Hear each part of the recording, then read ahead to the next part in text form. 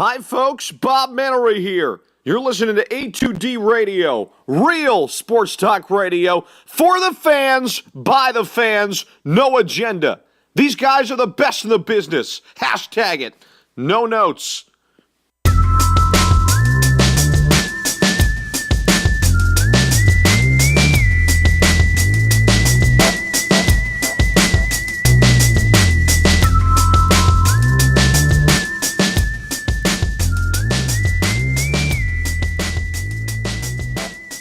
Welcome, Tom. Mike. AM. In the PA. A2DRadio.com, live from the BMW of Atlantic City studios. BMW of Atlantic City, off exit 17 of the Parkway. Find them online, BMW of AtlanticCity.com. Every Wednesday night, we're brought to you by our certified public accountant.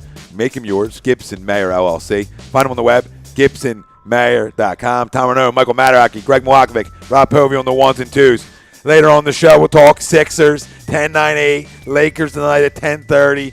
If we're still rocking, which we most likely are, we'll be talking about it, watching the game. We'll talk a little about stop the hate on Dario. A lot of hate on the book for Dario. I want to put a little bit of that to rest later on in the show. Phillies Hire Gabe Kapler. We'll get into it a little bit. Our thoughts, we haven't talked about it yet. So we'll get in a little Gabe, we'll get in a little tannin of your beanbag, and we'll go from there, and we'll see if the players bought into it or not. We'll check Instagram and all that to see, did any players tan their beanbag yet? And we'll talk about that later on in the show. Remembering Doc. Getting the Roy Halladay celebration of life yesterday, and we'll dive into a little bit more of that throughout the show. It is Eagles Cowboys week, and oh baby, you gotta love it. Sunday night football, prime time, going the big D and trying to shove it up asses, and that's Sunday night football, and that's the goal. We'll review the 8-1 Eagles trip to Dallas. Predictions, player of the game, who's going to have the biggest impact on Sunday, and that segues right into our poll question brought to you by Scanzano Sports. Find on the web, scanzanosports.com. The Sunday Night Football player of the game will be Carson Wentz, Jay Ajayi, Fletcher Cox, Ronald Darby. You got somebody else, let us know. Either way, Facebook, Twitter, Instagram, YouTube. A2D Radio is where you can find us. We'll be reading off all your comments as well. Gentlemen, it's good to be back with you. It is good to be back. But screw all the hellos. We did that already. Let's get right in and dive in. Who's the player of the game Sunday night? We got bro hugs out of the way before we went on. We got it all out of the way. Everything's been handled on our ends. All the niceties. Player of the game. Mr. Milakovic, I'll defer. Yeah, I'll start. I will go I'm going to go Jay Ajayi because I need him in fantasy this week. Boy, did you just get this shit show off to a bad start. But no, in reality, though, it's been 2 weeks. All right. The reports you hear is that he's now fully engaged in the playbook. Now let's see what this really looks like with the offense. I would expect him to get a lot of the early downs early in the game. You leave Blunt for the end of the game to pound it home or in the red zone. So I want to see what the offense looks like with a number one running back behind Carson, and that's where I'll go. I'm going to the other side of the ball. I'm going with one Mr. Fletcher Cox. I feel like this game, as it stands right now, is going to be one up front. I think all things being equal, you have the Eagles' skill position players, and you know what they are and who they are. You know, you understand that the Cowboys are a little depleted with their skill position players, but, you know, as we've admitted over the last few weeks, Dak is the real deal, and he could be a weapon, especially at home. But if the Eagles win that battle up front, and you have guys like Barnett, Jernigan, who is going to be fresh off that big contract extension, Fletcher, Brandon Graham, Vinny Curry, guys like that wreaking havoc up front, I think it just completely neutralizes Dak, as we saw in Atlanta last week. And I think the Birds win this thing big with a big effort from Fletcher Cox. Yeah, well, I think, you obviously got to win on the defense side of the football. But when nobody talks about, when nobody gives the Cowboys credit for, is they can get after the quarterback a little bit. Okay, and that sort of goes under the radar here, and Sean Lee's out, and that hurts them in their front seven, of course. But talking about, I look at a guy like DeMarcus Lawrence. I got to contain DeMarcus Lawrence Sunday night. Real simple. And I looked at Lane Johnson. I know he's not on the poll question, but he took Fletcher, so I got to go in a different direction now. I'm gonna go. It's actually my key to the game, but you go right to it. I'm going to go with Lane Johnson. Lane Johnson's got to get it done Sunday night. I mean, flat out, I'll go to the whole offensive line's got to get it done because they can get after the quarterback Dallas. It's the only thing on defense that I even give them any bit of credit for is they can come get you. So I look at Lane Johnson. He's got to be the player of the game offensively. But, no, I'm with him on Fletcher Cox, though, and that front four defensively. They got to go get him. They got to go get him. They got to make his job tough, and they got to stop the run early on and make them one-dimensional, and that can tie into Darby. You're doing some things, but I still think Jalen Mills is matched up on Des Bryant Sunday night, and I think anybody who thinks that Darby would be isn't seeing this game the right way. He's more of a Terrence Williams. He's the quicker of the two corners. Mills is more physical. He matches up better with Des. That's where I see that matchup going. I think it'll be real interesting to see if Ronald Darby actually comes back as a starter, or if they just kind of work him back in spots, and maybe he comes up with a big interception or a big pass deflection somewhere in the game to either put the game away or to change some momentum. Because to me, if he's not starting, that's going to be the type of player he is, where he's on the field to make the big play. I just think if you bring him back before the bye week, you bring him back in spots. I think when you waited for the bye week, you're like, you're going to go 100% and you're going to be in. But I do agree. I think he's on Williams. I think he's on Butler, as the downfield threat as opposed to running across the middle with Dez. You're right. I absolutely agree. Because I think physically Dez can just manhandle Darby and just have his way with Darby. I just don't see that. You're right. You don't put that speed in the inside. You leave him on the outside. Getting right to the comments. Doug Zeke, yo.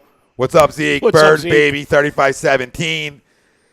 Bob Davidson, defense. Justin DeFalco, I'm thinking Jenkins. Michael DeAndre, I bet Ertz has a big game. Pop Martinez, what up, Pop? Pop. Running backs as a whole, rush for 200 yards again. I don't know about that. I mean, it'd be nice, but I don't know about that.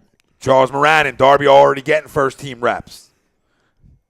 And what else you guys got going on? I got a bunch over here, actually. We got Khalid, what happens if the Eagles get the first week bye? How well do you feel about the Eagles' Super Bowl chances? Let's not put the cart before the horse. Let's go to 9-1 and start locking up the division. Jacob Loss, no Tyron Smith, no Sean Lee. I'm going Big W. Okay, I'm with you there. Jay Lash, if the Eagles get home field in the playoffs, no team will want to play there. The Philly fans will be Mad Hatters in there. All right, I'm with you.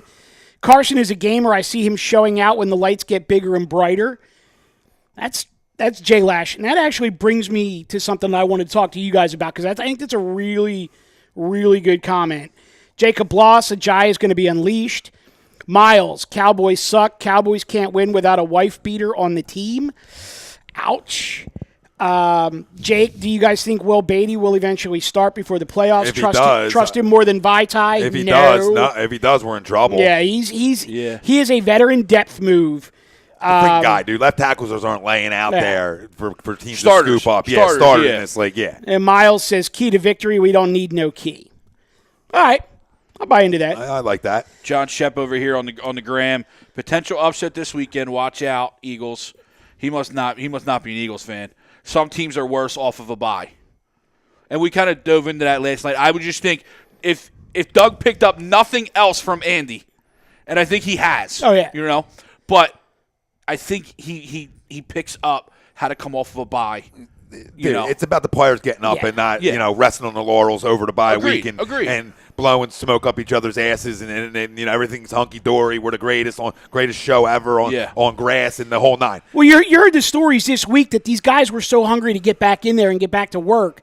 Carson was in there 5 o'clock Monday morning. Guys started rolling in there like 5:15, 5:30 Monday morning, and Carson and Nelson Aguilar were already done, like halfway done a workout. Yeah, they pulled a Roy Halladay and beat everybody else to the facility. David Roska chiming in. What up, boys? What up, Dave? What's up, Dave? Pop Martinez, Dallas is ranked 24th against the run.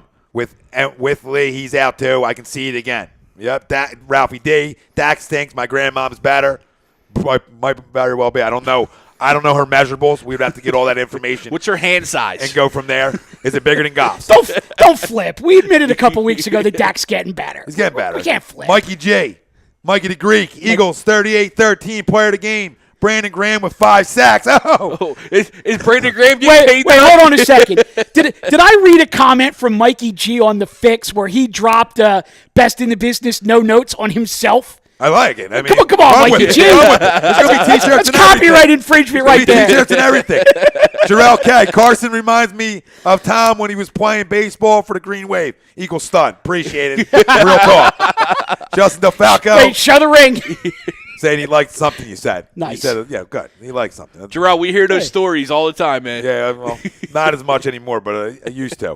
Dion Brown, this is my panel. I love it. What up, fellas? What up, Dion? What's up, buddy? Dion. Michael DeAndrea, believe me, boys, Eagles are going to be ready. I smell a blowout coming. And we'll get into predictions in a few. So, gentlemen, my question for you guys is Sunday Full night. screen here. That's tough. What's going on? I can't comment on the goddamn thing? Like what happens when I use my phone for something? That's what I feel like Instagram. You know what I mean? For a minute. Dude, there's no viewers there. Let's just roll with it. Get your phone back. Go ahead. Grab the phone. Go ahead. Robbie. Sorry. Yeah, you just throw my phone. I got hands for days. Don't even worry about it. It's just a toss. Don't even worry about it. Yeah, as on Instagram. Yeah, they can come over to a2dradio.com Bang. if you want to watch more and listen more. a2dradio.com, Facebook, YouTube. You know where to find us. So the question I have for you gentlemen is last year, Doug Peterson's rookie year as a head coach, Carson Wentz's rookie year, Eagles go into Dallas on a Sunday night. They have a 10-point lead in the fourth quarter, and they wind up losing that game in overtime. Yep. Fumble Wendell Smallwood. Correct. We remember. Not attempting a 53-yard field goal in the same direction that they had already made one, instead punting, giving the ball back to the Cowboys. I know we're not big believers in the quote-unquote revenge games, but is this a revenge game from a coaching standpoint? Is this the game where Doug wants to say, you know what, I learned from my mistakes last year, and if 8-1 hasn't showed you that I know what I'm doing yet, I'm going to go back into the place where I, quote-unquote, blew my biggest lead last year, and I'm going to lay the hammer on these guys. Listen, I agree with that, and I'll go a step further with it. This is Dallas week, man, and every player in that locker room knows what Dallas week is. Okay, They better. It's not hidden from anybody. They know what it is. You're coming off a bye. Okay, there's no reason there should be any letdown or not getting ready to go Sunday night at 8:30. That's prime time. You have every reason to be overly motivated Carrie's Sunday watching. night. Right, Carrie's watching. right? You can maybe get a little up in there, or whatever. I mean, time's yours with that. But you know what I'm saying? Yeah, So no, you're there's absolutely every reason to get up. So I'm not going to buy into a bye week, getting them off to a slow start or any of that. Maybe a first try, slow start, maybe. But I see this team coming ready to go Sunday night. And there's nothing that, I'm not saying blowout. We'll get into that in a little bit. But I'm not going there with all that. I'm just saying they're going to come ready to play. Yeah, but I think on the flip side, Dallas is too. Dallas got embarrassed last week. I think Dallas understands that this is I think Dallas understands that it's Eagles week on the flip side. But, Mike, I do buy in that a little bit, because, that was the moment last year that you could have fired him after that game, and probably a lot of people would have been like, well, you would have been okay. I would have been okay with it. But you know what I'm saying? You're absolutely right. He blew that game. And I think this is a revenge game. Now, does it affect how he does? Because he's been going very well this year. So why change now what's been working for you and just rolling? Right, and that's where that might trigger into his head, like, I have to go win this as opposed to just letting my guys win it. And I hear what you're saying. Where I don't think he changes anything is I think he's actually learned from that game, and it was demonstrated in the fact that he didn't take his foot off the gas against the Cardinals. He didn't take his foot off the gas against the Broncos. I mean, he's running scores up because he knows he's at a point where he needs to kind of keep his foot on teams' throats and put it away. No, you're right. Michael DeAndrea, this is a different year. We were better. It's obvious Peterson will have his team ready. Jarrell K. burning jerseys tonight. Mikey the Greek. Dallas was beat last year. Their whole body language, everything showed they knew they were up against a better team. We gave that game away to tie in to the Doug and going back Dallas. We gave that game away. Sure. And Mike's right. They knew it. Our front four dominated. Yeah. I mean, they're up against it this weekend. And that's why I said Smith's playing. You can write that down. Write it down Yeah. somewhere. He's playing. There's a reason he didn't play last week. They thought they'd get away with it last week. They're up against a better front four this week. They were trying to get him right for Sunday. He's playing. That makes their whole offense better. Pop Martinez, agreed, Mike. Deion Brown. Speaking of Smallwood, does he even get any touches or even dress this week? He definitely doesn't get touches.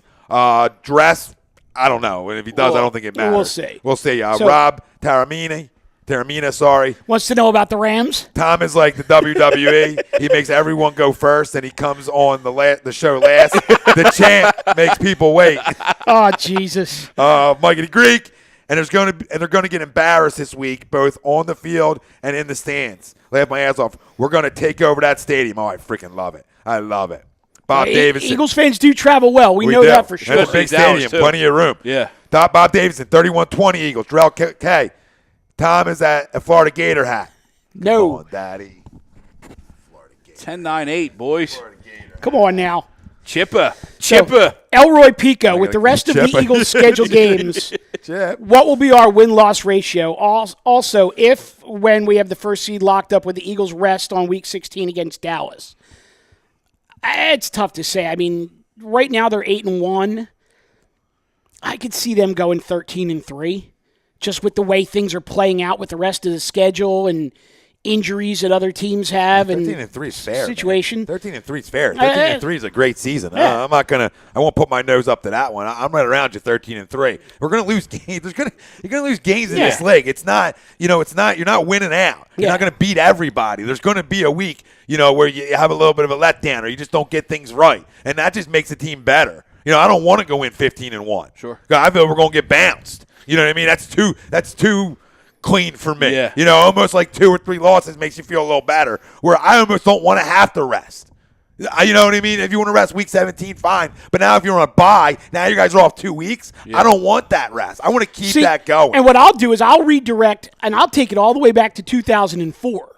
When this team started 7-1, got to a point where they were 13-1, and Andy basically sat all of the starters the last 2 weeks of the season, and they came out in their first playoff game, and they looked bad for a quarter and a half.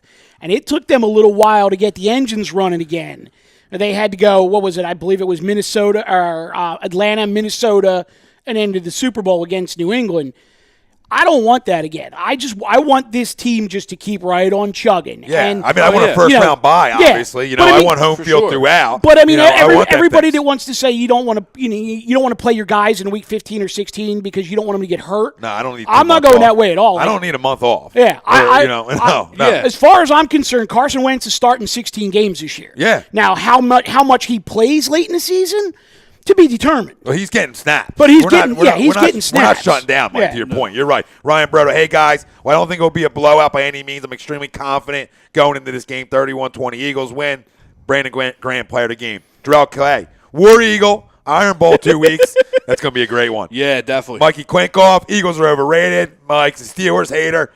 A Steelers lover, an Eagles hater. Charles Moranin, there was an article saying Doug P. looks at that Cowboys loss as a turning point for him and that he learned the most out of that loss. You can guarantee this game means something more to him. You should, yeah. Darrell K., 8-1, overrated.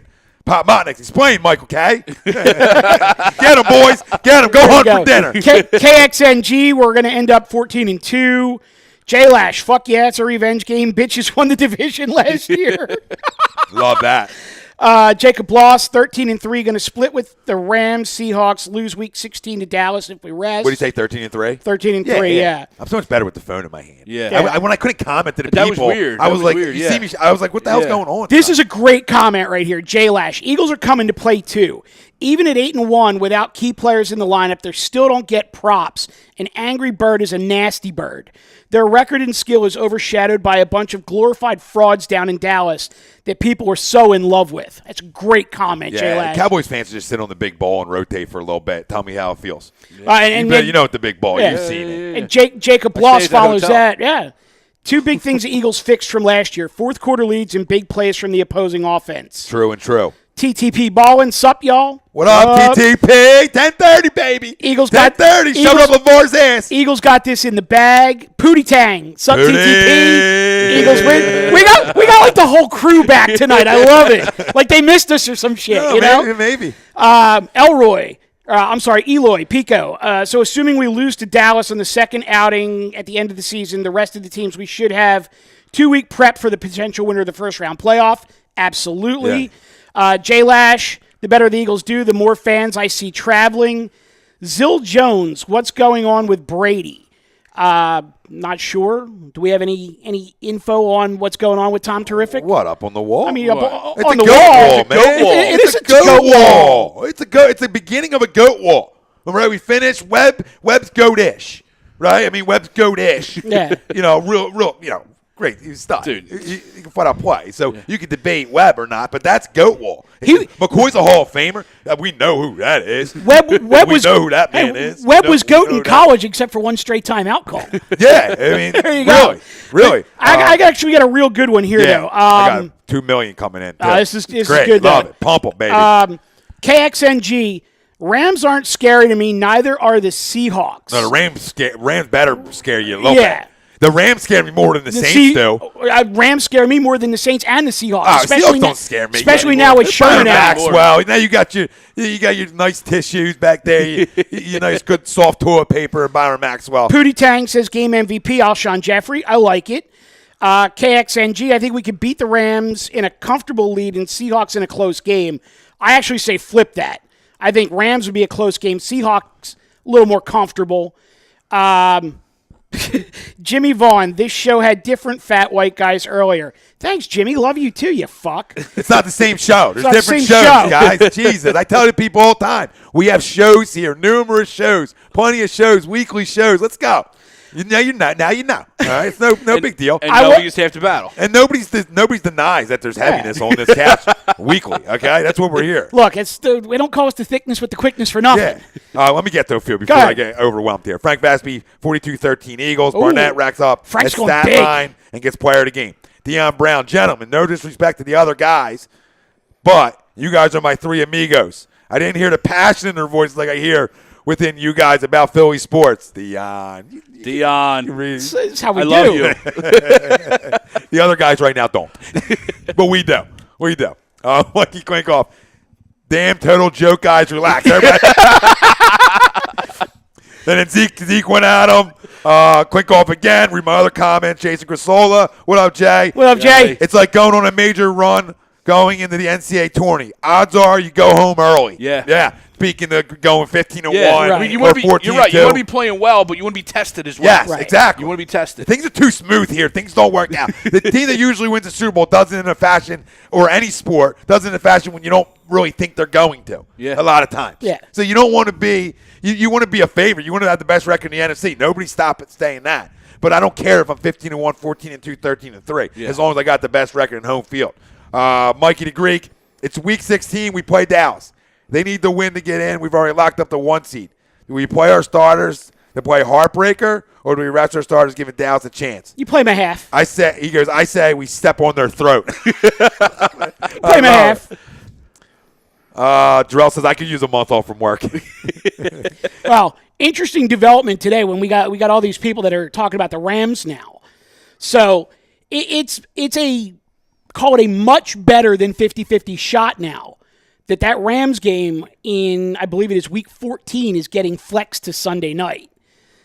NBC wants a little primetime battle between Carson Wentz and Jared Goff, and if things keep progressing the way they are, they could very well get it. Yeah, we'll see if Fox gives that one up. Yeah, I mean that's 3 weeks away from today, and that makes a long trip because you're hearing that they're staying out west, right? Which is the smart move. But if that's a Sunday night game now, that's a whole nother day out there. That's a long trip for them. That's a red eye home. Yeah. Well, but there's with the time difference. Yeah, I mean they'll come back Sunday night. It's a red eye. I hope it ain't bumping like my ride back from No, Vegas. but if I don't wish that on nobody. If I'm Doug, what I'm doing with that is I'm altering my following week. I'm actually giving them off Monday. Come in early Tuesday, do your film Tuesday morning, practice Tuesday afternoon, resume normal week on Wednesday. Right. Yeah. That's fair. Anybody that needs treatment, come in on Monday. Otherwise, you guys go home and go to hell to sleep. Yeah, for sure. Justin Del Falco, how do you guys feel about Roddy McLeod? I love the dude, but I just don't see him doing much. But the man can flat out lay a hit. No, he's done a lot. He's done a lot. He really has. He goes unnoticed. We don't hear guys, your safety's too much. They're doing a good job. That's what you want. That's so funny, though, because Jay Lash goes, I want to see McLeod, quote-unquote, Emmanuel Sanders, Des Bryant on Sunday. That's rough. How about the Irvin? Somebody doing Irvin. Mike's been good this week, though. Yeah. That's why I don't want to take too many shots at the playmaker. He's been a good boy this week. He's really bought into the Eagles and their success and isn't being having a love affair. He's bought into his job. He's actually a very good. Oh, he's real good. At He's what real he does. good. I love it. And as much as he's a homer, he's a fair homer. And I'm a you-ish guy. I like the you, so it was always hard for me not to hate Irvin, even though I hate the start. Right? You know what I'm saying? Yeah, exactly. I met the guy when I was 12 at going on Mirage. He might have came out from doing a line in the bathroom. Who knows? Robbie. But I met him. He was good. He was a good dude. But. Yeah, I didn't change my strike. There you go. TTT Ballin, Eagles 32-10 MVP Darby with a pick 6 in his return. Ooh. I like it.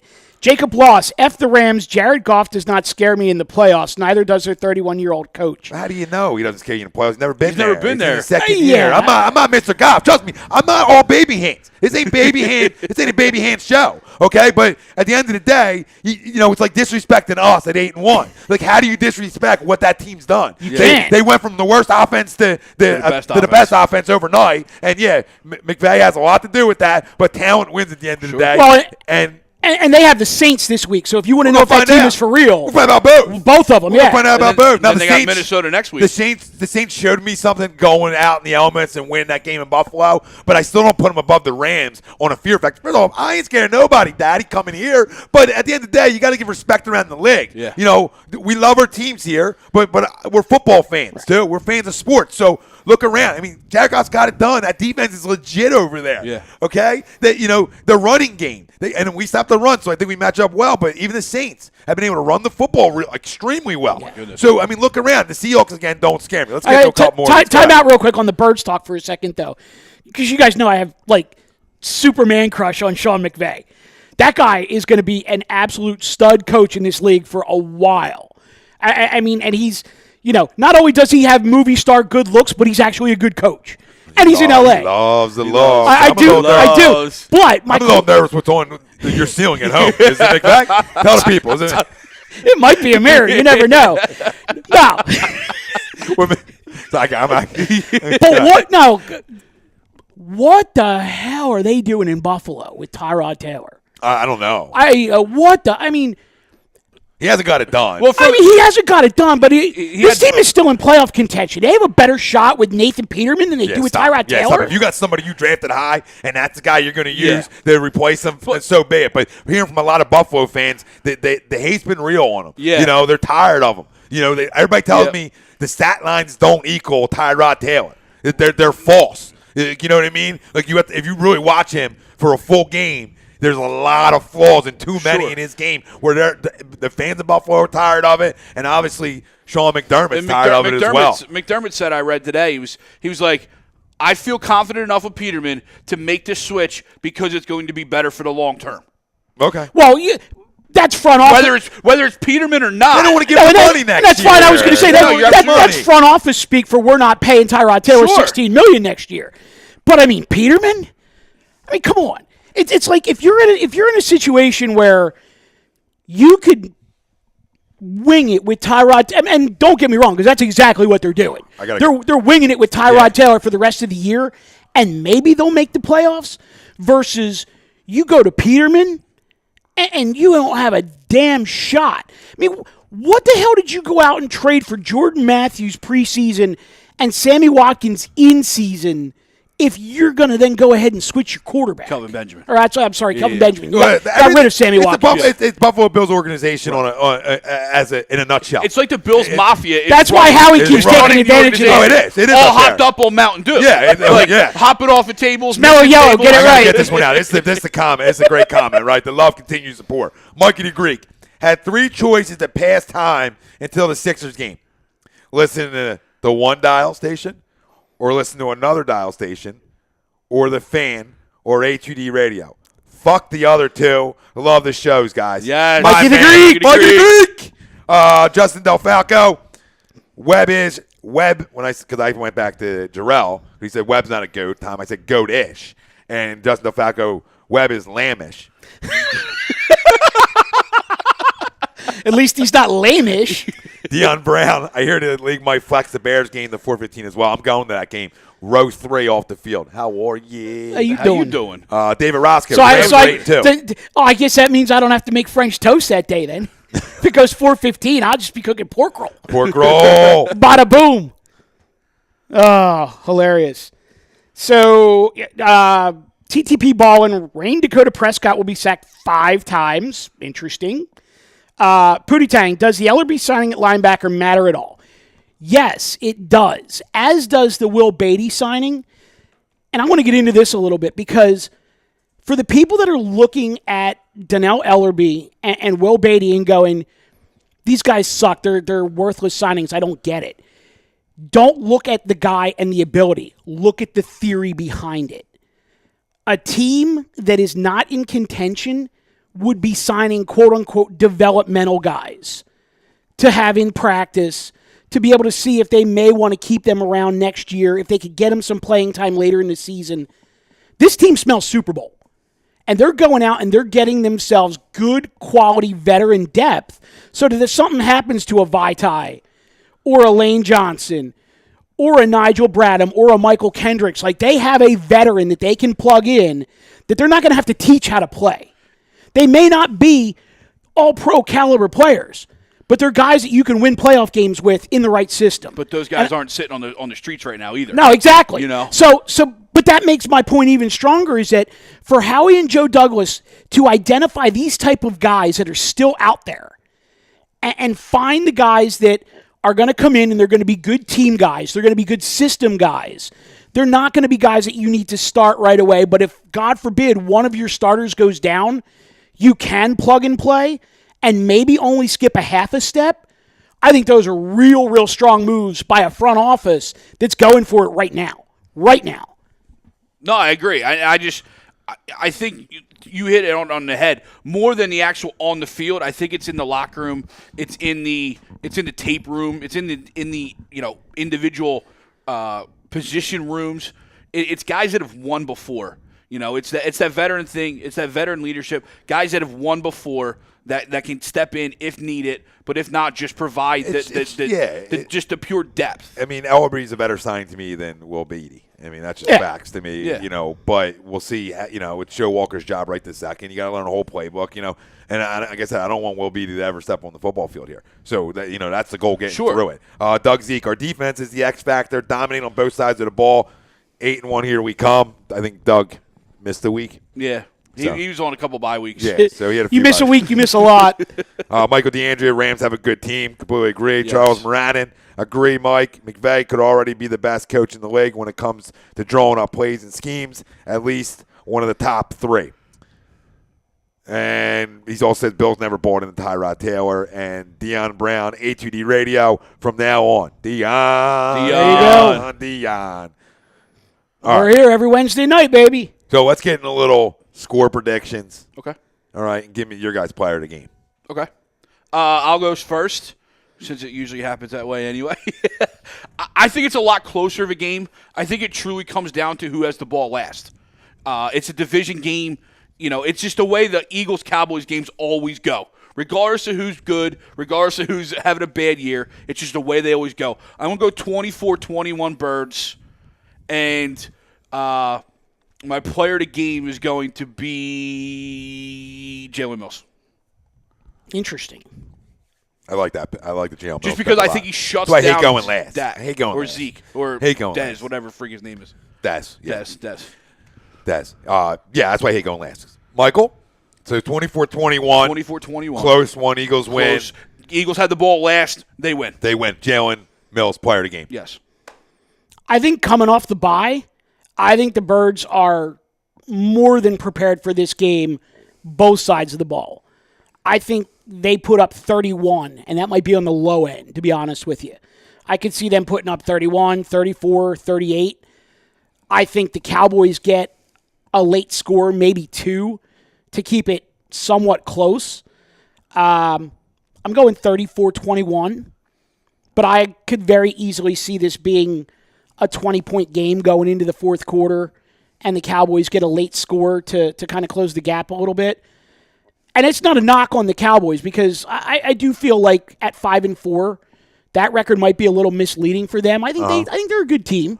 I think obviously, missing Sean Lee has hurt them. Obviously, last week with no Zeke, no Smith hurts them as well. I mean, they're not a bad team. I just feel like this is the Eagles' statement game. I mean, they've had a lot of a lot of states. Yeah, but I mean this is it. I mean they've made their point week after week after week as the season has gone along. But this is their statement game, and this is Doug's statement game.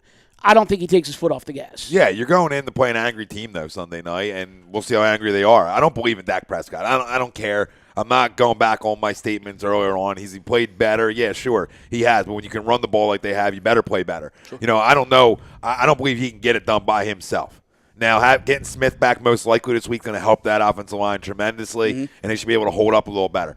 I agree with statement game, and I also agree with it could be a close game. I'm sort of in the middle on my feel for it in terms of, level of victory. Sure. But I'm somewhere along the lines of 28-17, Eagles. All right. As we were going through this, I just checked. I was curious to see what the line was, because I hadn't looked at it all week. 3.5. It's 3.5. Yeah. And that kind of tells you, it's either going to be a close game or it's going to be a blowout. Yeah. Because that's just, if Vegas sees it close, it tells you all you need to know. Yeah, it really does. So that's why I'm leaning more when the line, 28-17, 28-14. Did you give your player the game? I did not. Not yet. No, go ahead. Give your player the game. I'm going the quarterback. Easy. Yeah, I mean, I in terms of the Twitter question, I think Fletcher Cox, to me, needs to come out and he needs to have a dominant effort. Mm-hmm. But NBC loves the quarterback. So it's got to be their player of the game, the quarterback. My player of the game, Fletcher Cox. All right. Fair enough. I got some great comments Who's here, yours? by the way. I know I took Mills from you. I'm sorry. Yeah, he took Mills, and that's where did I go the first time when we came in? You said Lane Johnson. I said Lane. Lane. But it's hard to say O-line. Yeah. But I know what that means for you. I know what that means for you. You're going to go Jay. You're going to go J-Train. Nah, They're going to run it right up behind Lane Johnson all day. Yeah, I don't know. I think he should have a good game. We're going to run the football. I think all our entire backs will do a great job in terms of that. I'm going to stick with my guy, man. I don't love their secondary one bit. And if you can hold up against their front four and get after it, and give Carson the time that he needs, I'm going to go Nelson. Okay. I'm going to go Nelson with a big game on Sunday Night Football. And I think you might even see a little Deshaun reenactment again of Nelson. That's the vibe I get. Chris Lyon saying, close first half, 14-10-ish, final 31-13. So he's in my neighborhood, yeah. Justin Falco, 48-17 Eagles. Wow, that's heavy. Michael DeAndrea, 34-17 Eagles. See, all this leads, starts. Hi, Greg. Like 24-21. You go ahead. I'll stand behind my FanDuel stack. Yeah, stay behind it. Of Carson, Nelson, and Ertz. No problem there, right? 48-17. Little degenerate action over here. 48-17, you're cleaning up. Pop Mon as player of the game are running backs. All right. Yeah. And I love that because I think they're going to get it done. Right. They're going to run the football. We've made a statement around football, and I think Doug did in the locker room after the Denver game that who's ranked the number one rush defense in football and who put up 200 yards on their ass. and that was great. That's why I love Doug, man. He relates to the players. Here we go. So Jacob Loss. I'm just tired of them. I guess that means Cowboys fans talking about knocking us off. TTP Ballin. It feels good knowing that even Goff fell to us, we'd still be good. I take Wentz first, obviously, but it seems like we'd have a great young stud either way. And I think that Not a bad point. That goes to Howie's point in saying we're comfortable at 2 because we're comfortable with whoever falls to us. Do you want pepperoni or do you want sausage? Can I have both? Can I have both? Exactly. Eloy Pico. And Bacon? Eloy's got 2, and the second one is great, so I want to get to that real quick. I have a feeling this Sunday it's going to be a huge game for Alshon Jeffrey and Zach Ertz. Dallas has a soft spot in the middle because of no Sean Lee and also rookie corners. Nelson. RD will feast 6 sacks plus. Also, first time on this channel, just earned a subscriber. Keep up the amazing content, gentlemen. Love the overall group chemistry and enthusiasm. Go, EAGLES. Love it. Thanks, Welcome. Eloy. Welcome. Thanks, Eloy. Welcome. Sixers JT, what up, yo? What up, yo? He says 28-17 Birds, but he doesn't really believe it'll be that close. So he's with me, 28-17. Okay. Pootie Tang, 35-24 Eagles, 104-97 Sixers. He's taking that step to the 10-9-8 already. Sixers minus That's 3 at another the Staples 3.5. Center. That's a 3.5 too. now. Yeah. They win the night. Oh yeah. There you Oh, go. they win. TTP, 32-10 Birds, 115-110 Sixers. I love it. Bring the 10-9-8 in there. Bring it in, baby. JT, 113. Rivalry week. JT, 113-88 Sixers. Love it. That's 113-80. a blowout. Simmons will Lamar's make playing second half. Simmons will make Lonzo his bitch. Oh, that's going to happen tonight. A lot of that. Embiid will get at least one tech. I love Embiid shit talking. He's the best. He's the best. They just totally took the whole YouTube discussion right off the Sixers land. right I love it. angle. Love it. I love it. William Whitsett, that Brady What up, Will? jersey's got to go. Seriously, he beat us in the Super Bowl. Come I on, know, but fellas. it's not about that. It's not about that, Will. It's about a goat wall. It's about respect. It is about Respect's respect. going to get us on broad one day. We little got R- to play nice sometimes, Will. A little We'll play RESPECT. nice. If it was all Eagles jerseys or all Philly jerseys, we would look like a bunch of too much Homers, homers. yeah. We love sports here, but we respect our people. Come on. I mean, look at the goat wall. Take Webb out. The Lamb Wall and the Goat Wall. You got Westbrook over there. You can't see Westbrook. You got Westbrook over there in the corner, too. Love it. Alex Acasio. What up, Alex? 45-10 Eagles. 115-90 Sixers. Philly's not playing this week. LOL. Pop Monas, Dallas doesn't have enough on defense, in my opinion. No, they do not. And Sean Lee's a killer. Like my whole thing with the Cowboys. If their front four can get pressure, that's how they're successful. Sure. If DeMarcus Lawrence can be contained, and other guys Cam on that Irving. and Cam Irving and other guys on that front can be contained, we're in good shape because they can't get it done. That next level isn't good enough. Jalen Smith I like, but he's not there yet in my opinion. No, he's still a pup right now. Byron Jones I like, but around him there's nothing. Right. So they can easily be exposed. That's why I went Nelson. Because everybody took everything running back, the whole night. I went Nelson just because I think he can expose, who's their best, who's their slot corner. Yeah. Right. I mean, come on, that guy's going to get exposed because he ain't good enough. Right. TTP Ballin, I was surprised I guess that means Joel, escaped Staples Center Monday without a T or a flagrant. Don't know if that's going to happen tonight. That just shows me that he's mature even though he talks shit. Well, and you heard what know what I mean? Like, you heard he's what not Brett gonna get said. beat up. What Brett said about him. Brett said that he takes it right up to that line, but he doesn't go over. And I like it. I like it too because I love feel it. like it motivates himself. I love it. Yeah. Will, you want to hang on backs? Yeah. Stop. You shouldn't even be in the league. You know what I mean? Yeah. 10 years ago, you ain't playing in this league. No. Jacob Loss, I feel Lonzo will go to a couple All-Star games, but he's not the hype superstar they make him out to be. If he goes to 2, I'll be surprised. By the way, hands down, best A2D show.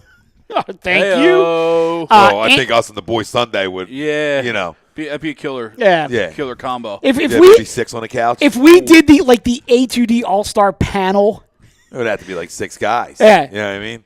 yeah, it would. But Yeah. it'd be killer. 'Cause I And can't leave my other 2 no, jabronis. not at all. I don't know. We won't all We fit on won't this fit. bitch. No. No. Wilson will be sitting on my lap. We would we need Sit on like Daddy's lap. we need like a round table, cameras hanging from the ceiling. Andy Moore, love the show on before you guys earlier. Love you guys as well. Proud to be an A2D fan. Thanks, Andy. Thanks, buddy. Appreciate you. Love it, boys. Some fix Pootie, love. Pootie Tang, yeah, best show. The earlier show was contaminated by a Lakers fan. Oh, Ralphie! Ralphie just got called out. And he's also a Phillies fan, an Eagles fan, And a Michigan Flyers State fan. fraud. So he's 3 for 4, and you just can't help some people. And we love Ralphie, and it makes it fun though, because then we're family dinner at one point, and then he goes to the kids' table for dessert. Shit, he ain't getting the kids' table for dessert. He's in the basement. He's in the basement. Eating on the steps. Put him in the bathroom. Pop, Yes. Pop Mon, let me get it. I love it. Any show with a Bronx Tale reference. Pop Monez. Where was this one? I missed one from Pop. Well, Zeke saying line 3.5 tell you anything. I said it tells me a lot. Michael DeAndre, Cowboys can't stop us, but we can stop them. Well, that's true, yeah.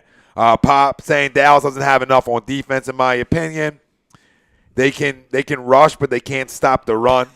Chrome, what up, Mike Chromiak? Chrome. 30-24 Birds. Think they'll have a comfortable lead and give up a garbage TD down the stretch. Pop, a running game stops a good pass rush. Yep. No question about it. And Michael DeAndre, Eagles going to run all over them. And Chromiak, I'm a Cardinals fan in baseball and a Philly, everything else. Nothing wrong with 3 for 4. Yeah, it is. It's 750. Got about 1,000 up in here. Now, I like Chrome. Chrome's a good dude, and their show is going to be real, real good. I have a feeling. Sixers JT. If you have a goat wall, where's the Lawrence Taylor jersey? We're not big. We're not blowing lines in here. You know what I mean? But he also says Philly isn't being messed with this week. TTP Ballin, where's your custom LeVar jersey? I love this guy. That's the best. Or your Philadelphia Union jersey. I'll burn that. Philly soccer is a fucking joke. Okay. Yeah. Ryan Brodo better be there.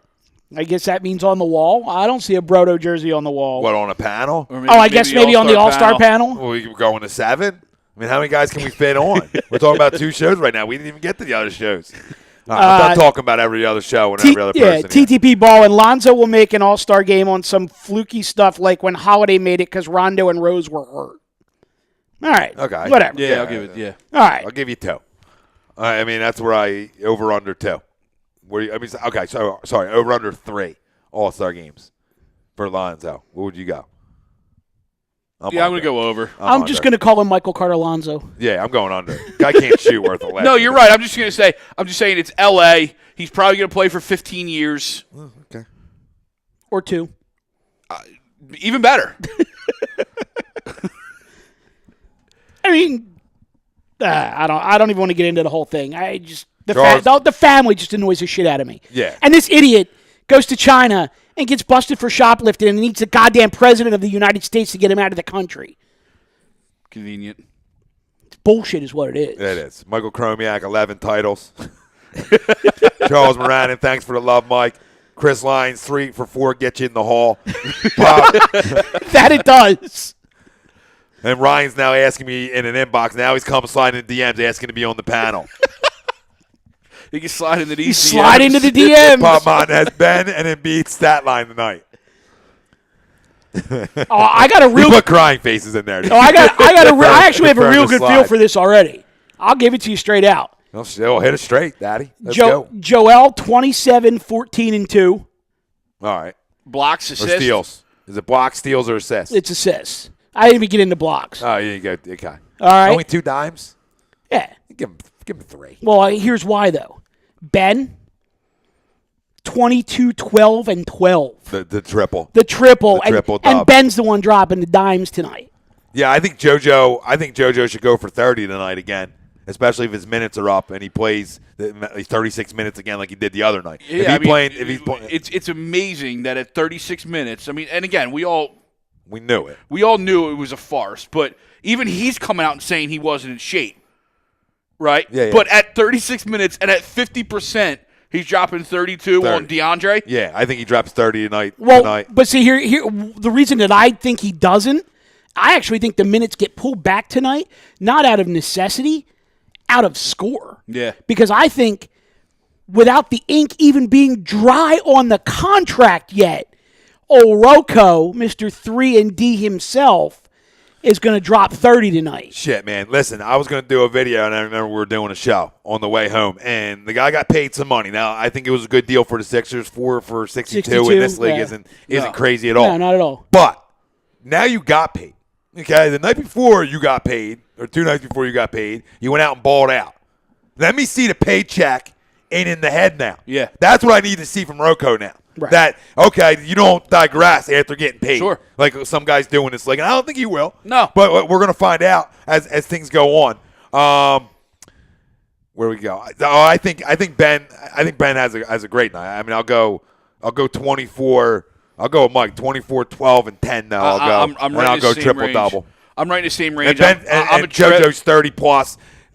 double-digit rebounds. I'm a and trip. block I'm or a two. trip with Ben. I'm at like 20, and then 12 rebounds, 10 assists. With JoJo, I go 28, 10, and I'll go 3 assists. See, here's the thing. I'll give him that assist. This is the Lakers, but it's also national TV, ESPN. And if you don't think Ben Simmons wants to come in there and say, "Hey guys, don't forget, I may have been around last year, but I'm still the front runner for Rookie of the Year. And oh, by the way, Alonzo, I am going to eat your lunch tonight." He ate Austin Rivers' lunch the other night. He could have eaten it all night. What was it? Every field goal the other night was a dunk? Yeah. He's too big. All but one. He's too big for guards to cover. Jamie Lasher, is it just me or does ball look like Sideshow Bob from The Simpsons? Yes. Ryan Broder saying, please put me on the panel. I'll say it outside the DMs. Michael Ewing, Ben Simmons is a new LeBron. I mean, I think he's almost different in a way than LeBron because he's taller. It's almost that he can do some things that even LeBron couldn't do at his age in a way. And it's different, but there's some things that he can do, especially his court vision is head and shoulders above LeBron at that age. And on the flip side, though, LeBron was a lot thicker. Yeah. Than Ben is now. So LeBron, even as a rookie, could take you down the weight room and work you over on the post, where Ben's still feeling that off against somebody his own size. Right. Well, what made me excited about this whole progression with Ben is, we sat here a few weeks ago, and one thing I said to you guys was Ben has to realize that he's 6'10", 6'11", 265, and he needs to just take these guards right into the paint and start throwing it down on them. And it took him a little while to get there, but now you see, he just realizes, unless you're 7 foot, you're not going to stop me at the hole. Yeah. All I got to do is get there. And even if you are, you might not. Yeah. Deion Brown, I don't care if the Sixers win by half a point. As long as we can see the face of LeVar when his golden child struggles against Ben and Joel. LOL. Yeah. It's the truth. That's all you're looking for. Yeah. That's all you're looking for. You're going to get a lot of LeVar tonight, and hopefully he's got a little mean mug that he ain't happy. Yeah. And maybe in the second half he might have to suit up. So, Pootie Tang, do y'all think Fultz will live up to the number one pick when he's healthy? Yes, absolutely. Yeah. Heard Brett yesterday say that he thinks Markelle will be real special once he's healthy. He's got something that translates in the NBA. Yeah. He can flat out score the basketball. JT, can't wait for Fultz to be back. TTP Ball, an interesting question. I've heard a lot of doubters, but I see him being like a Bradley Beal. I actually like that comparison. I think he's going to be a little better, though. What's wrong with that? There is none. I'm not mad. Yeah, I mean, that's a great comparison. Yeah, I think Pootie Tang, I think Fultz will be a beast once his shot returns. Can't wait to see him come back. Came a long way from 4-12 5 years ago. Good show. Keep it up, boys. I think he's talking about the Birds there.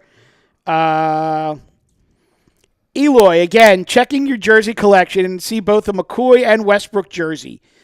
Who would you rather have between Westbrook, McCoy, and Ajay? Also extremely excited for the future of Ajay on our team. I'll take McCoy. Are we talking all in their prime? Yeah, I'll take LaShawn. I'm going B West. Shit, I don't know. I mean, it's flip. It's flip a coin. I don't even know if it's a flip a coin. Because I can hand the ball to him 25. Yeah. You know what I mean? I'm leaning. And he can catch the ball just as good. I'm leaning 25. Oh, you got to cut on dimes 25. I mean, off the field is a piece of shit. But on it, yeah. Wes is a good dude off the field. That dude, you know what I mean? But on the field, on Sundays, how are you not cutting on a dime 25? No, and you're Westbrook's absolutely right. Too, but he does something different. No, he does. He can run the ball more. Yeah. Jai's not even in the conversation. No. With all due respect, Jack. You know why I take B West? Return game. It's the X factor. Yeah, but in his prime, I could really throw him back there if I needed to. Yeah. If D-Jack wasn't back there, he might have been. He could have. True. You're right. You're right. Oh, it's great. Charles Brown says Westbrook all day. I don't know how you say Westbrook all day. He can do more than Westbrook could. You can stop it with the Westbrook one because he's 5'8". I love you guys. I love you. I love when Charles agrees with me, though. I gotta go. I'm going hot at him. Because it doesn't happen all that often. Michael Ewing. Braun was more athletic and stronger. Simmons is more pure basketball player, while Braun was an unprecedented athlete. Yeah. But see, that's the thing, though. And I don't disagree with that comment at all. Carry the load. He was 5'8". He couldn't carry the load. There's a reason he didn't practice all week, Charles. Come on. That whole thing, though, with Ben, once he figures out the whole, the finesse portion of the NBA game, he's going to be ridiculous. Oh, once he realizes when he takes a jumper that he's not playing NBA 2K and holding the button in too long. Yeah. You know, I mean, that would happen a lot against Sacramento. Yeah. You see him shoot, and you're like, why isn't that not released yet? What's he waiting for? This is great. Pootie Tang, the national media loved Ben until he went to Philly. Then they wanted the Lakers to get him because they hate Philly. You know what? It's all going down tonight. Yeah. And we'll have to see what the good folks on the worldwide leader of bullshit have to say when the Sixers are up 25 in the fourth quarter. That's all. I'm done. That's all I got to say. Sorry. Just Sixers JT. I want LaShawn, but by a fraction. Westbrook is great and would dominate special teams. Sixers JT. I'd take Chris Polk over J.J. Shit. Now you're just messing around. He would take what? What was that? He's just talking shit. He said he would take Chris Polk over J.J. Nice. Sorry, I was answering a question. Hey, Chris Polk's had some moments. Stop it, Charles. Who made more plays in the playoffs? He wasn't in the playoffs enough. It's a difference. One guy went to 4 NFC championship games, or 3 of them. Yeah. It's a little different. The guy never got there. He got to the playoffs, what, twice in his career? McCoy? 3 times? Yeah, I think that's it. Okay? Yeah. Come on. It's that you can't compare. He got done more in the playoffs. He wasn't there enough, and he wasn't playing with 5 like Westbrook was in his prime. It's a big difference. It's a huge difference. Just go look at numbers and get back to me in a few minutes, okay, and tell me what would you rather have in their prime. It ain't even right. It ain't even close. It's not to me. It's not even close. It's cut on dimes, 25 all day, and 3 times on Sunday. That's how much I'm up in it. Just because I love Charles, and I'm just going to keep arguing with it. Do you realize you argue with Charles, you argue with me? I know, so I can go hard at Charles, and you're going to sit back. But I'll just sit here and be the voice of reason like I always have. Michael Ewing, will Wentz finish his career ahead of McNabb on the all-time QB list? Yeah, Bro, right now, it's 9 weeks into year 2. Yeah, I mean, I will say this. guy went to 4 NFC championship games. It's big shoes because Donovan was great. I will say, and I'm not saying his projection isn't far off. I'm saying Wentz to get there, but we're a long way away. No. Yeah, you are, and people hate Donovan in this city, and I never got it. I never got the hate on 5 and the hate on Andy. I used to call him dad and son. That's how much they meant to me. The hate on 5 is because of the stuff that he talked in the media after he left. Yeah, and guys talk. You throw mics in front of too many guys' faces, they're going to say stupid shit. You know what I mean? But at the end of the day, 5 got it done on the football field. This team didn't get it done as a whole in NFC championship games. That had a lot to do with a lot. Yeah. You know what I mean? A lot to do with a lot. It's not just on 5 or Andy. It's on the whole collective group. Jim Johnson at the time. It was on a lot of guys. The one discussion that I had. Oh, long we're fumbling, Ray. Get out of here. Come on. Get out of here. Now you're reaching, Charles. The one discussion I had last week while we were off, I had a guy that works at one of the stores that I frequent, and you got no show again this week. What's going on? I'm like, listen, man. I'm here. You got me for 10 minutes. Talk about whatever you want. I'll give you a free Tom and Mike, but it's Mike only. So the guy says to me, though, he goes, you think Carson Wentz can win a Super Bowl? I said, yeah, he could absolutely win a Super Bowl. And then he says, is he better than McNabb? I said, right now, no, you can't say that. I said they are entirely different types of players. But if Carson Wentz wins a Super Bowl on his rookie contract, I pretty much guarantee you he becomes the highest paid player in Eagles history. That re-up will make Carson. Oh, hell yeah. That alone puts him on above 5 just because that's something 5 didn't do. Right, but that's what I'm saying. Is you know what I mean? You can't. One Super Bowl win puts him ahead. Yeah, right, but you can't say that he's better than 5 until he gets to the bowl. Correct. And wins it or gets to multiple bowls.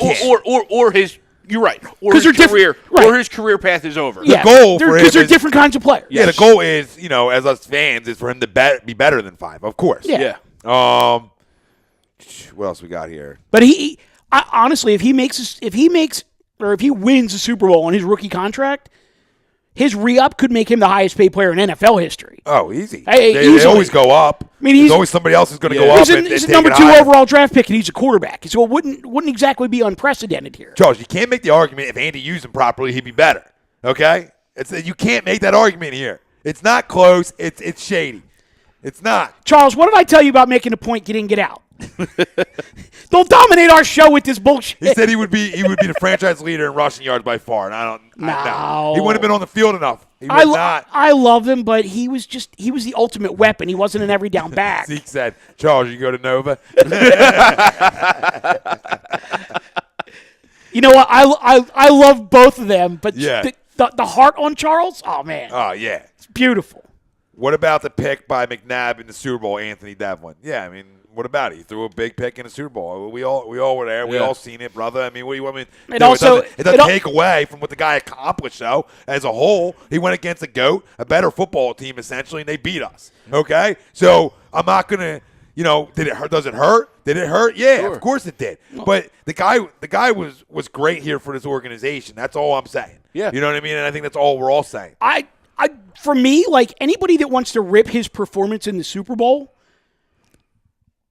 I got a little issue with that because when you're playing a team and you know what 90% of their plays are going to be just by the way they line up, because you had a little Spygate thing going on there. Yeah, I mean, you could throw an asterisk. Yeah, I mean, and look, I mean, you got to get it done on the field, and I get that. But yeah, to me, for that Super Bowl with the Patriots, there's a big asterisk on there, and it just happens to be against our team. Charles says he loves us, and I wrote back, "We love you more, Charles." You all need to get a room. Maybe Will Pierce Aguilar, I would get a room with his girl. Michael Ewing, see her? Jesus Aguilar's. Christ. Oh, yeah. Talking about Aguilar's girl. You see her? Ooh, that's why he's catching balls. Michael Ewing's got a good one. I'll say in a minute. Pop Montes, Wentz without a doubt. Michael Ewing playing like an All-Pro in his second year, and I think that's Michael Ewing saying most beloved athlete playing in Philly right now is who? Ooh. Oh, that's an easy one. That's JoJo. It's close, man. It's close. It's really close, and it's close between three guys. Yeah, you to can me. even throw Ben in. And that's too. where I'm going. It's obviously JoJo Carson, but Ben with his stat lines and what he's doing and how easy he's making it look.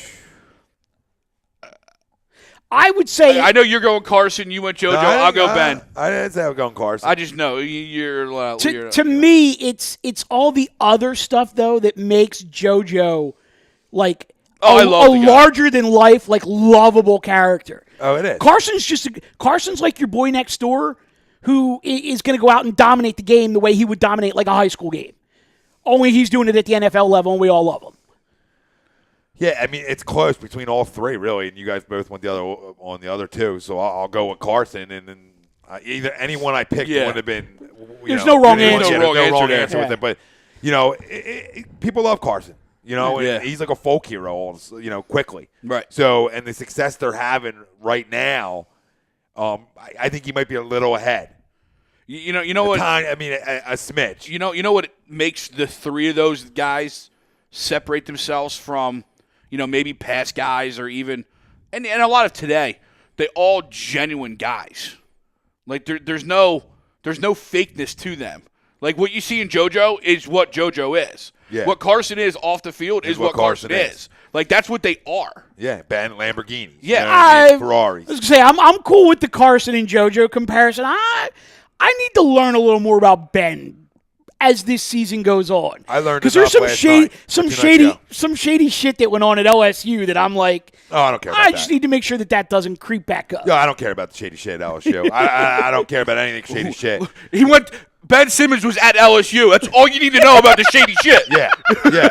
He's not going to LSU without shady shit. He's not going to LSU without shady shit. What I saw from Ben, I think he's already got a ton of respect from players around the league. Oh, yeah. The little thing with Lou, they were laughing and smiling at each other, and it just, you can tell already. You can just see it, how players react and respond to him on the court, that people are like, and the respect's already there around the way. See, I wonder, though, if this is going to be a situation as we move forward where, like, other players around the league, like, JoJo's going to be the one who talks a lot of shit, and guys may or may not like him, and Ben will be, like, just the silent assassin in the background that everybody loves, but then they talk to Ben, and they're like, Ben, what's up with this guy over here? Get him to shut up. And the more people want JoJo to shut up, the more he just goes off. He'll continue to It'll be a talk. beautiful thing. Pop Montes, JoJo needs to play 65 to 70 games. I love the guy, but I need more. We all do. Can't disagree with that. But he hasn't missed much. He's only missed, He's only missed the 1 to 2 No, games. I know this year, but he's saying he needs to see that Absolutely. more. And that's a fair statement. Completely fair. There's no doubt. Doug Zeke said, that's cool. It'll be Hoskins in April. He ain't wrong. He's not wrong. I mean, Although it could be Giancarlo. You never know. you never know who it could be. Kristen Yelich. And, Michael Chromiak saying McNabb was clutch. And clutch in the Arizona game, Yep. the NFC Championship game, and, Charles didn't like that. No, of course not. You really trying to say he's clutch? Oh, here we go. Donovan got it done for the most part, man. Did he get the ultimate prize? No. We all know that. But we forget quickly how good this guy was. Yep. And that's all I got to say about it. Donovan We also forget how had good he garbage at wide receiver until his- 2004. Yes, Wentz was given the keys to the keys to everything. Yeah. Like, we'll get you this guy, we'll get you this toy, this toy, this toy. So it's different. Jacob Loss. Wish we had Wentz and Ertz with McCoy and Deshaun in their prime. That would be crazy. TTP Ballin, I could care less if Wentz wins the MVP. Let's get a Super Bowl ring. All the other trophies can come after that. Pootie Tang, everything else is just icing. Let's be real. If we win the Super Bowl, he's the MVP. Well, yeah. Yeah. Sixers JT. Imagine if this team had re-signed Deshaun instead of Torrey Smith. Yeah. I think you get about the same, though. Yeah. I mean, maybe you get a little more from Deshaun. Maybe you get a little bit more. at this point of the career. Oh, Yeah. David Williams. Here we go.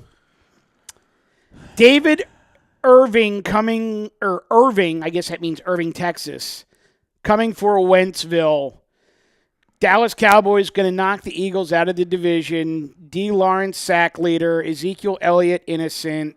What's this, a poem? Blah, blah. Dak, good quarterback. What the fuck am I listening next to? Warren Moon. Is this a journal? Dallas Journal Cowboys, entries? 5 Super Bowls. This is the problem with you guys. This is the problem. You did as soon as you fucking go there, the Super Bowls, the conversation's over because you're living in a past that you didn't even watch probably.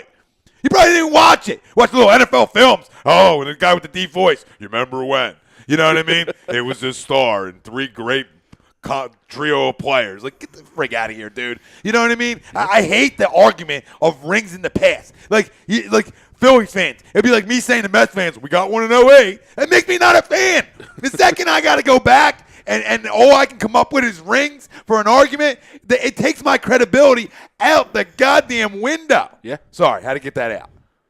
Got to wake the people up sometimes, man. Don't give me 5 rings. Anything else you could have said, I was letting it go. We were talking journal entries, data entries, whatever, and then you went rings. Dear Abby. It's Cowboys fans like that makes me want to kick babies. And it makes you look, you know what I mean? It makes me look bad. Yeah, it doesn't represent you well. Lock your people up. I know. All right? Well, as soon as he says Cole Beasley can't be stopped. Stop it. Stop it. I can go find 5 You know what? guys at my local pickup. Patrick freaking Robinson is going to lock him down on Sunday night. Book it. Jesus, I love Sidney it. Jones could lock him down right now. I told you to go 5 guys playing pickup football in a parking lot and be like, yo, you got anybody interested to lock up Cole Beasley tonight? Pootie Tang just says troll fail. I love Yeah, it. oh, he failed big time. Oh, the Clueless. YouTube chat is spectacular now because all of our loyals are just Oh, ganged crush up him. on Yeah. this Destroy guy. him. Listen, Crush. ruin his night. Ruin Crush. his night. And then get him a free ticket. We'll purchase it. The big ball, he sit right on top where he belongs. Rusev Crush. Eloy Michael says, Irvin, quit talking Cowboys, please. Well, we're not talking Cowboys. We're talking Eagles-Cowboys. Eloy says, let's hit him with some facts, David. David Williams, get ready to become the Eagles' doormat. David Irving won't even be able to hold Lane Johnson's jockstrap, and Wentz is about to show Dak what a real quarterback is. I'm out. Pop Montes. Commercial time. After this one, we'll take one. Pop Montes. I don't hear any Eagles fans bragging about the only team that beat the man the trophy is named after. We should get credit for that, LOL, and that is real. That's real talk. Real talk. At you, Cowboy Nation, you crumbs. All right? A lot of crumbs out there. Listen, we're 20 minutes away from a little 10-9-8 tip-off, Here we Staples go. Center. Woo, baby, I'm jazzed. The bright up. lights. I'm jazzed. You boys excited? You're a little hot tonight. I'm excited, man. This is I love Yeah. I love good basketball.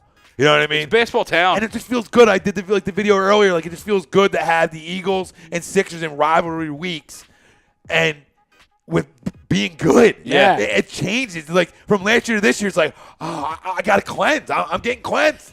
They're cleansing me. Yep. There's a lot of cleansing going on over here. We'll be back answering all your questions. Stay tuned. We'll be talking People, stop hating on Dario Saric. Talk Gabe Kapler, tanning your beanbag, and we got to talk to Doc as well. All that on the other side. Tom, Mike, AM, in the PM. A2DRadio.com. This was brought to you by Gibson Mayer, LLC, our certified public accountant. Make them yours, GibsonMayer.com and StreamSmart.com. StreamSmart, Vinny. Vinny, you're listening? Drop the link in there, Daddy. Use the A2D promo code, and you can watch any sport you want anytime you want to, and any movie, the whole night. You know the deal. We're gonna. We'll be right back.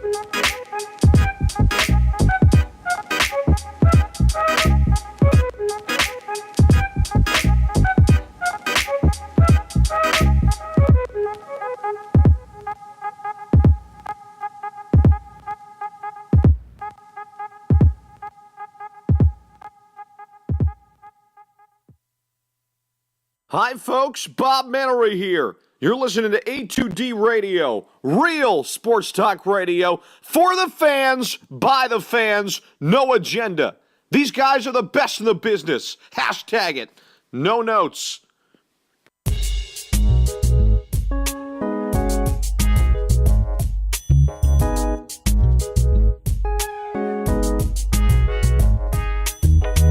Tom and Mike, AM in the PM, is brought to you by Gibson Mayer, LLC, certified public accountants. Gibson Mayer, located in Yardley, PA, is a leading accounting and business consulting firm with a proven track record of handling critical issues with expertise across many different industries, including construction, distribution, hospitality, manufacturing, real estate, service trades, merchandising, professional services, and professional athletes. Give them a call at 215-369-3300. That's 215-369-3300. Your initial consultation is always free, and if you tell them that Mike from Tom and Mike AM in the PM sent you, you'll receive 15% off all income tax services completed by February 15th.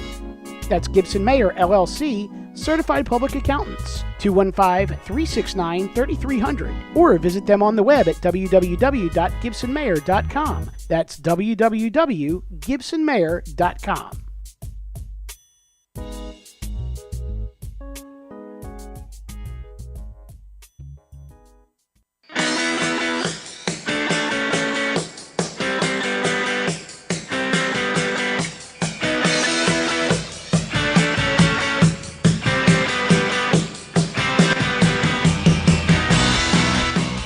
Hey, do you need to get your skills in shape? Then contact the Scanzano Sports Center, located at 5 Carnegie Plaza in Cherry Hill, New Jersey. You can give them a call at 856-889-3434 or visit them on the web at www.scanzanosports.com. John Scanzano offers individual, semi-private, and team training lessons in hitting, pitching, catching, outfield, along with turf rentals. The Scanzano Sports Center is equipped with a 31,000 square foot indoor facility, 4 batting cages, and a 4,000 square foot strengthening and conditioning room. So what are you waiting for? Contact the Scanzano Sports Center today.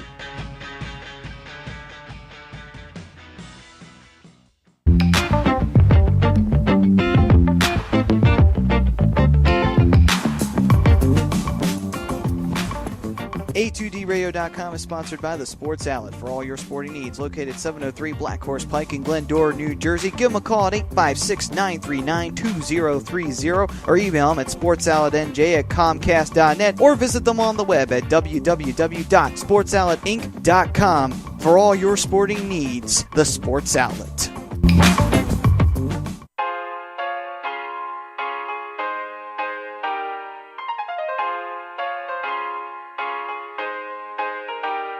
Well, hello again, everyone. This is Bob Mannery, and you're listening to Tom and Mike, AM in the PM, only on A2D Radio. Tom and Mike, these guys are fucking awesome.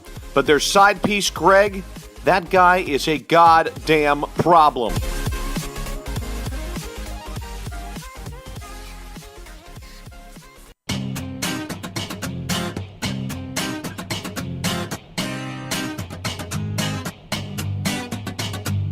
A2DRadio.com is proudly sponsored by Gibson Mayer LLC Certified Public Accountants. Gibson Mayer, located in Yardley, PA, is a leading accounting and business consulting firm with a proven track record of handling critical issues with expertise across many different industries, including construction, distribution, hospitality, manufacturing, real estate, service trades, merchandising, professional services, and professional athletes.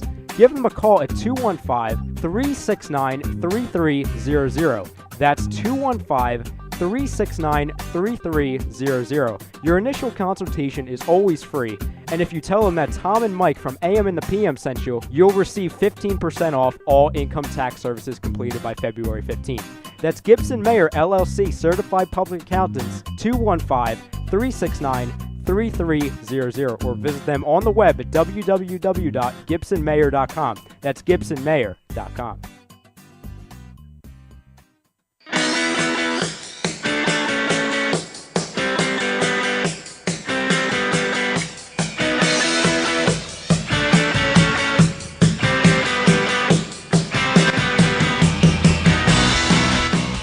Hey, do you need to get your skills in shape? Then contact the Scanzano Sports Center, located at 5 Carnegie Plaza in Cherry Hill, New Jersey. You can give them a call at 856-889-3434 or visit them on the web at www.scanzanosports.com. John Scanzano offers individual, semi-private, and team training lessons in hitting, pitching, catching, outfield, along with turf rentals. The Scanzano Sports Center is equipped with a 31,000 square foot indoor facility, 4 batting cages, and a 4,000 square foot strengthening and conditioning room. So what are you waiting for? Contact the Scanzano Sports Center today.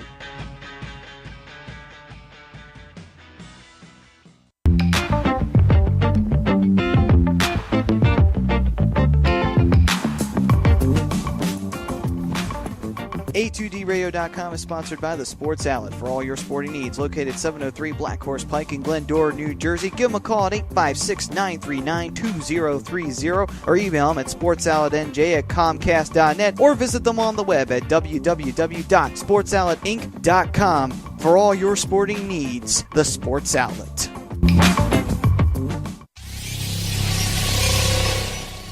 You're listening to the worldwide leader of Real Talk, A2DRadio.com.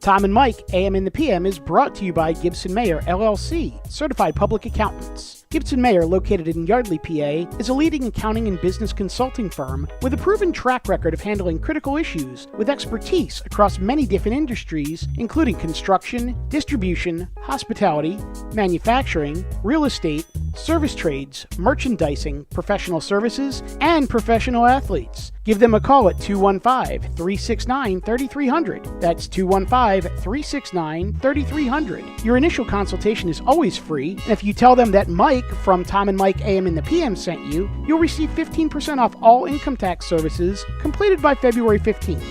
That's Gibson Mayer, LLC, Certified Public Accountants, 215-369-3300, or visit them on the web at www.gibsonmayer.com. That's www.gibsonmayer.com.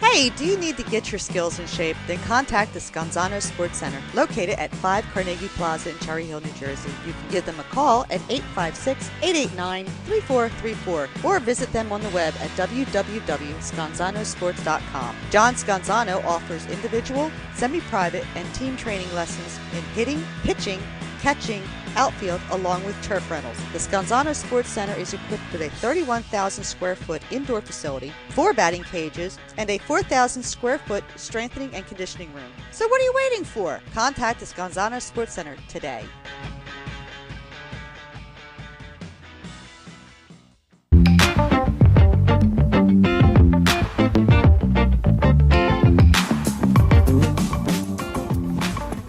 A2DRadio.com is sponsored by the Sports Outlet for all your sporting needs. Located 703 Black Horse Pike in Glendora, New Jersey. Give them a call at 856-939-2030 or email them at sportsoutletnj@comcast.net or visit them on the web at www.sportsoutletinc.com for all your sporting needs. The Sports Outlet.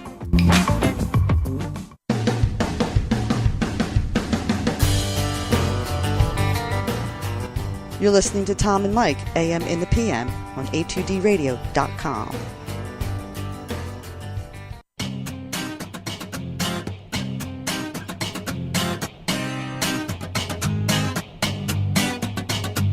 A2DRadio.com is proudly sponsored by Gibson Mayer LLC Certified Public Accountants. Gibson Mayer, located in Yardley, PA, is a leading accounting and business consulting firm with a proven track record of handling critical issues with expertise across many different industries, including construction, distribution, hospitality, manufacturing, real estate, service trades, merchandising, professional services, and professional athletes. Give them a call at 215-369-3300. That's 215-369-3300. Your initial consultation is always free, and if you tell them that Tom and Mike from AM and the PM sent you, you'll receive 15% off all income tax services completed by February 15th. That's Gibson Mayer LLC Certified Public Accountants, 215-369-3300, or visit them on the web at www.gibsonmayer.com. That's gibsonmayer.com.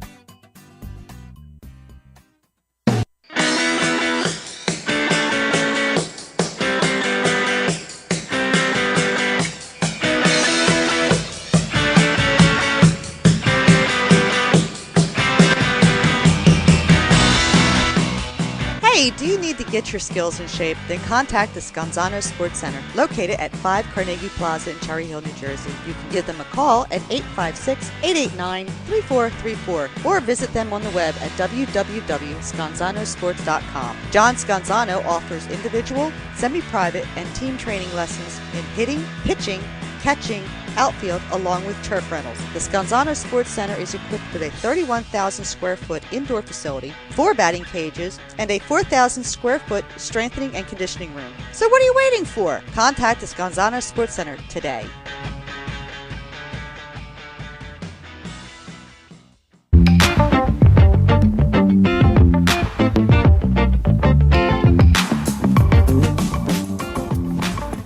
A2DRadio.com is sponsored by the Sports Outlet for all your sporting needs. Located 703 Black Horse Pike in Glendora, New Jersey. Give them a call at 856-939-2030 or email them at sportsoutletnj@comcast.net or visit them on the web at www.sportsoutletinc.com for all your sporting needs. The Sports Outlet.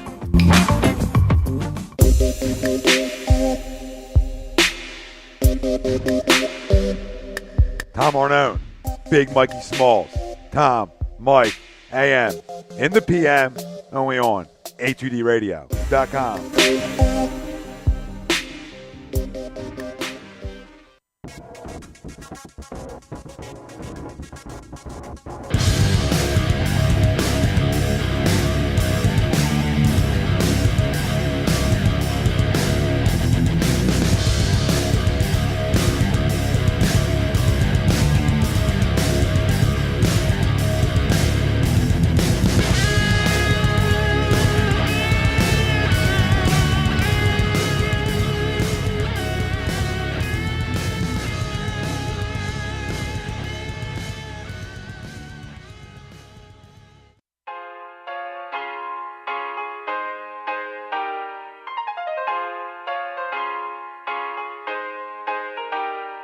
Well, hello again, everyone. This is Bob Mannery, and you're listening to Tom and Mike, AM in the PM, only on A2D Radio. Tom and Mike, these guys are fucking awesome.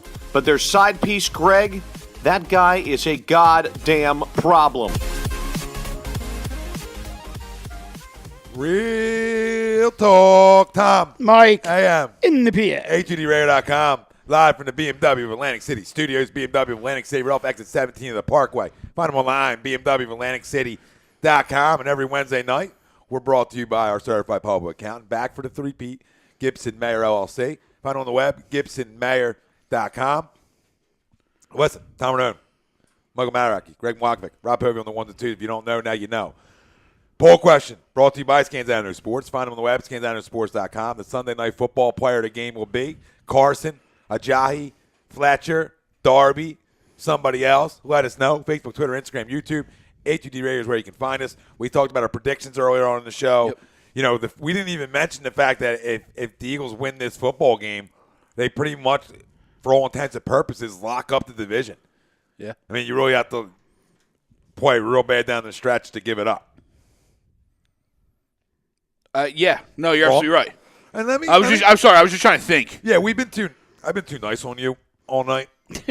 So I'm gonna turn over to the problem real fast. And I'm gonna say you started out at 9-7. Mm-hmm. Okay. Are you above 9-7 now? I think so. Okay, good. The head coach, and it's fine. I've been wrong about a lot of things, Greg. Mm-hmm. Okay, not many. Many is a bad word. A few. You know, a few's even like 3. So I mean, Okay. I would say a deuce, maybe. Okay. Well, I Okay? remember when I first started watching football too. You didn't know about Doug, Mm-hmm. and it was fair. Okay, you didn't know. That was your assessment of him. And that's fine. Has your feelings changed towards Doug? Because I wouldn't even call him a Doug hater. I just didn't think He wasn't a believer. Yeah, he wanted them to succeed. He just didn't believe he could. And my whole thing Fair. is, if Carson was who we thought he was, it would bring up Doug as well, and it would make the whole process Which doesn't better. necessarily say it's Doug. Here's what I'll say. Ooh, Here's what I say. Because I've been waiting for this. Sure, you should have been. I've been And I waiting let it for go. it. I mean, sometimes you let things A go. little bit of a come to Jesus, if you will.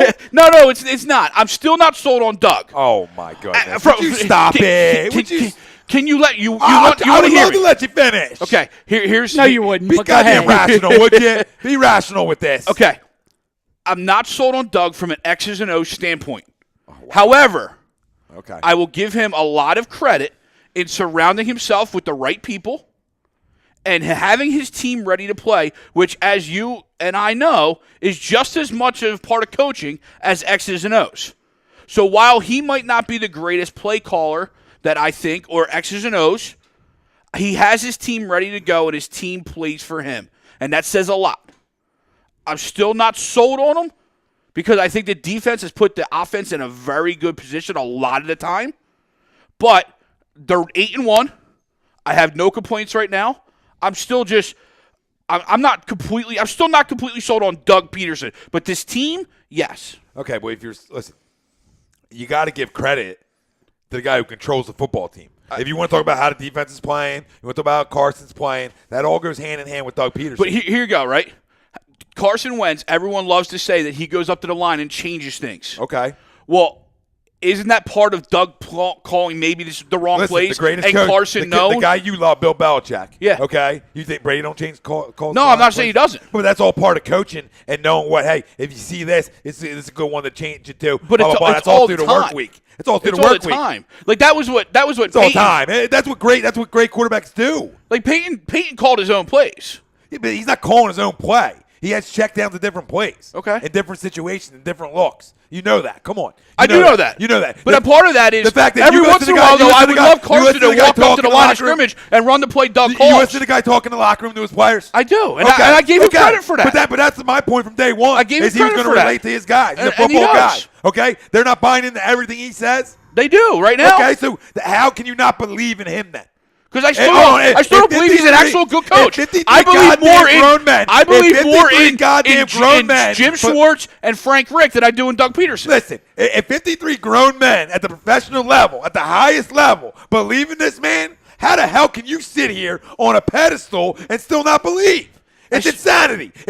That's really not wanting to let it go. That's you not to say, I'm going to cleanse it. I'm going to let the people know I was wrong. It's easy. Say it. It's not because I'm not wrong. You're 8-1. I'm not wrong. wrong. I'm wrong right now. You can't go 8-1. You're not wrong. But next Ain't year, wrong to find when wrongness. Jim Schwartz is gone and that defense isn't playing as well, Oh my goodness, players play, Daddy. You know this. I do. Okay. But you still got to bring someone in that's just like Jim Schwartz. Okay, you're going to bring another guy in, and the front eight's going to go get you. Oh, I hope so. Okay, Then I'll be wrong. And when I say by front eight, it's because there's 8 I defensive understand, linemen yeah. who rotate this kid. Then I'll this be wrong. bitch. Then I'll be wrong. You've been wrong the whole time now. Okay. Okay. Here's the problem. Okay.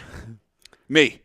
Well, you are, but Oh, Zeke, 100% agree with Greg. You go away. But see, this is the thing, is what people don't realize is that a head coach doesn't have to be a great or even a good X's and O's guy if he hires the right coordinator. And I gave him credit for that. I mean, basically, you did.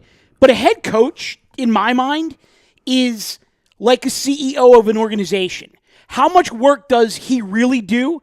Probably not a whole lot, but he brings in the right people and puts them in the right positions to make sure that the wheels keep on turning, and then becomes the motivating force. Like you were talking about, like you see the videos of him on the sidelines, getting in guys' faces. Then you see the videos of him in the locker room where he's just basically telling the team how much he loves them, how well they're doing, but he's keeping them motivated, and he's talking week over week over week. It's 1 week at a time. And these guys, to me, like, I feel like this team is ready to just absolutely go through a brick wall for this guy. And that's one thing that you really don't see a lot in professional sports. And guys that are making this much money that really give a shit about what their coach says. But the feeling that I get is these guys genuinely love Doug. I get the same vibe. And I said that, and I gave him credit for that. The way he's handled the players, walking up and down the line. I know as a coach, when I get on my baseball field with my guys, if they're there early, I'm walking up to every one of them, giving them a pound, and say, hey, let's go to work. I do respect that from him. I'm still not completely sold on him. What he has built is part of him, yes. Part of that is changing. I'm not fully going there yet. Well, you've actually got some support here on the YouTube chat. Pootie Tang says, Doug's been good in my book. He had to prove himself, but I was always willing to let him grow as a coach, and I think he still has to grow some more. Well, of course. TTP Ballin, you were going to have to we're going to have to agree to disagree on that. I'm pretty sold on Doug. The coach-to-player bond seems unbelievable, and we're standing at 8-1. Yeah.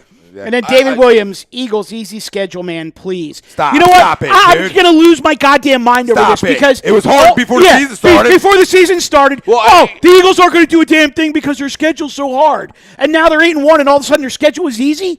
Pick a side. You can't have it both ways. It's bullshit.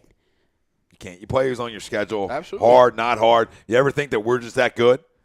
Okay? And listen, you can have your opinion on Doug, and people out there can agree with you, and people out there can disagree with you, and people out there can still not believe in the guy. But he's done everything play calling wise to believe in him. Okay? He's done everything at each guy on the 53-man roster for them to buy in.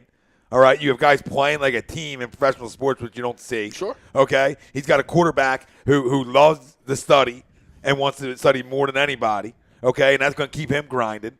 All right? And a guy who's been around so much, Hall of Fame talent like we talked about. Is any way that you don't like Doug Peterson, and I'm not saying you, I'm saying anybody, after 9 games into this season, you're flat out crazy. I mean, you're flat out nuts, okay? You want him to run the football? We flat out pound the football down people's throats, okay? Everything that the people asked from this guy, he's done. He's figured out who he has as a football team after 2 weeks of the season and went in the cruise control and said, okay, this is what I got. This is how we're going to have to run this. And it's been different. He hasn't been flawless in games, though. He hasn't been flawless. Okay, but you're 8-1. But you're 8-1, so why bring it up? But look around the league. Who is? No, you're absolutely right. Everybody's flawless in every game, playing in every game. No, not at all. No, because that's where talent takes over. But, you can sit here and nitpick every game. You're right. You could. But I'm not going to because we're 8-1. So I'll give credit where it's due, all right, but still respect that I'm not buying fully in. Okay, I don't have to. You don't have to like it either. No, I don't fine. like it one bit. Look, nobody should. It's good. And nobody should. Look, I understand, ifs and buts are candy and nuts, but this team is 2 Jake Elliott missed field goals away from potentially being 9-0. Because if he doesn't miss 2 field goals in the first half of that Kansas City game, true, it's a different football game. The Eagles are playing second half of that game with a lead as opposed to from behind or tied. Kareem Hunt is the only running back this season who has broken 40 yards in a game on them.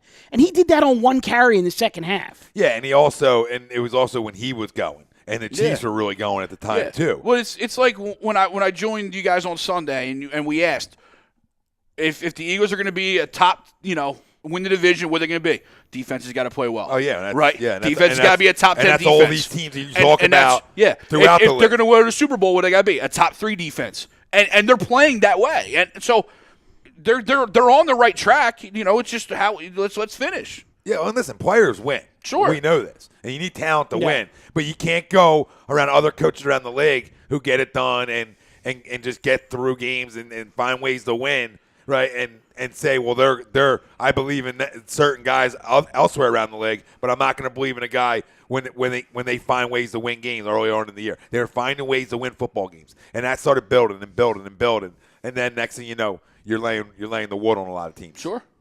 So I just you should believe in him at this point. Okay. Now, I'm not saying walk around with Doug shirts on, but you should still believe in the guy at this point. I mean, you mean I can't wear an Eagles polo and a Cat Diesel hat and act like I'm Doug? No, I don't. I don't recommend it. I don't recommend it to anybody. Just like the Andy dressers back in the day. But still, you got to believe in the guy. Okay. Doug Zeke, I don't see a collapse on either side of the ball. Only getting stronger. Only getting better. 13-3. And Michael Kromack doesn't agree with you. Okay. Doesn't agree with who? Greg. Oh, okay. Of course Why not? Charles Moran, the plays that went audibles to pre-snap, those are still Dougie P's plays. Okay. Well, that's right. You just Okay. say okay. I mean, well, okay doesn't make it. Oh, doesn't no. confirm Wait. That he's right. But there is a discussion piece there, too, though. Because the one dynamic that they have there is, so I believe if I have the story correct, there were certain looks that the Eagles were getting against their offense where Carson actually remembered a play that they ran when he was in college, that he felt like he could beat those looks with that play. So he actually went to Doug and drew it out and had Doug actually add it to the playbook. And apparently that's the play that they hit the big touchdown with Alshon, the first score against Denver, where they went sort of like fake the read option, roll down the line, and then loft it over the corner's head. Like, the fact that he's willing to put his ego aside and have his second-year quarterback draw up a play that then makes it into the game plan, I'm perfectly fine with his ego and whatever else he's got. Yeah, and you got to put all that in the play. You do. Well, that's 11. Okay. That's 11 being 11. And I'm not saying Doug didn't swallow some pride, because, yeah, absolutely. But if you're a head coach, you listen to everything like that. So you should be doing that. It makes you a good head coach. There was a guy in the city not even that long ago that didn't listen to anything like that. So, you know what I mean? Like, you can't just expect the coach to put egos aside and talk to his quarterback and come up and design different things. Not everyone does it, Greg. Not all of them do it. But what ego does Doug Peterson have? I don't know. He's been around the game forever. Okay. Most guys have an ego. No, you're right. I'm not saying a big one. I'm just saying most guys walk around with an ego when you've been around the game. If you trust 11 like everyone does, then I don't think Doug Peterson has that pedigree to where he's that ego guy. You know what I mean? Well, I'm not saying he is. My point is that when you talk about putting an ego aside, it's like anything that's yours and your play calls and stuff that you design become personal to you. Okay, so when you're quarterback and you can sit down and dive deeper into things and figure out other ways you can expose teams and get better, okay, that goes hand in hand to both guys. Both guys deserve credit for that, not just one. But both do. I'll take that out one step further. If he doesn't have an ego, he wouldn't be an NFL head coach, because you have to be aggressive enough to be like, hey, I played with Brett Favre. I played under Mike Holmgren. I played with Dan Marino. I played under Don Shula. I know this game. I know this game inside and out. And if you have a problem with my knowledge of the game, then we're going to have a problem. But I'm ready to be a head coach in this league. And you have to have that attitude. And if you don't, you might as well just not even be in the position. So there's got to be some degree of ego and aggression there for him. How it comes out or how it manifests itself in different ways, yeah. I mean, certainly there's things that he does real well and other things that maybe he needs some work. But as a second-year head coach, I mean, what were we expecting this guy to be like the next coming of Bill Walsh already? No, I mean, everything takes time. Right? We talked about it before the season started. And I'm not. them I'm two just out of looking the at you dome. because you're directly in my line of sight. I'm not expecting you to give me like a long, detailed answer. on We this. said that both had to grow together, and that's what was going to be a success here, and both are. So you can't ask for anything more out of the two of them right now. We can give Carson all the credit in the world, and he deserves all the credit in the world, right? But credit has to go to the other guy too, and that's just fair because And I gave him credit. And I'm not saying you didn't. I'm saying the belief. Rocco, right off It's Jump so Street. weird Right off see- Jump Street, Rocco says, okay, that's why I got paid. It's so weird seeing them in whites on the road. Yeah, I was confused on who was who. Where did I add another one? Everybody's talking Sixers beatdown is about to be underway. Pop, game time, Sixers. Charles Moran, 1, 2, 3, 4, 5. Chris Moore, go Birds. Michael Ewing. I had another one up here, too. I had another. Anthony Devlin. Jeffrey's play was perfect, like perfectly designed, and it was. Oh, JoJo. Pootie Tang, the legacy franchises are making a comeback. Sixers, Lakers, Celtics, Knicks, Bucks. It's exciting. Yeah, it is. Vinny Maston, here's why people don't believe in Doug, right or wrong. He's quiet, unassuming, not flashy, etc. He keeps winning like this. People won't care about how he acts. He'll gain respect. At this point, you can't deny the guy.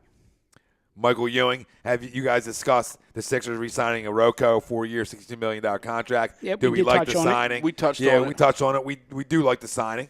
It's not a lot of money in today's NBA at all. It's $15.5 million a year. That's nothing. Here's For a starter in this league, essentially, because he starts here. here's my thought on it, and I like it. I really do like it. JoJo's going to get JoJo's the name, Ben's the name, Dario's the name as first-round picks, right? Rocco is the type of guy that is the product of the process.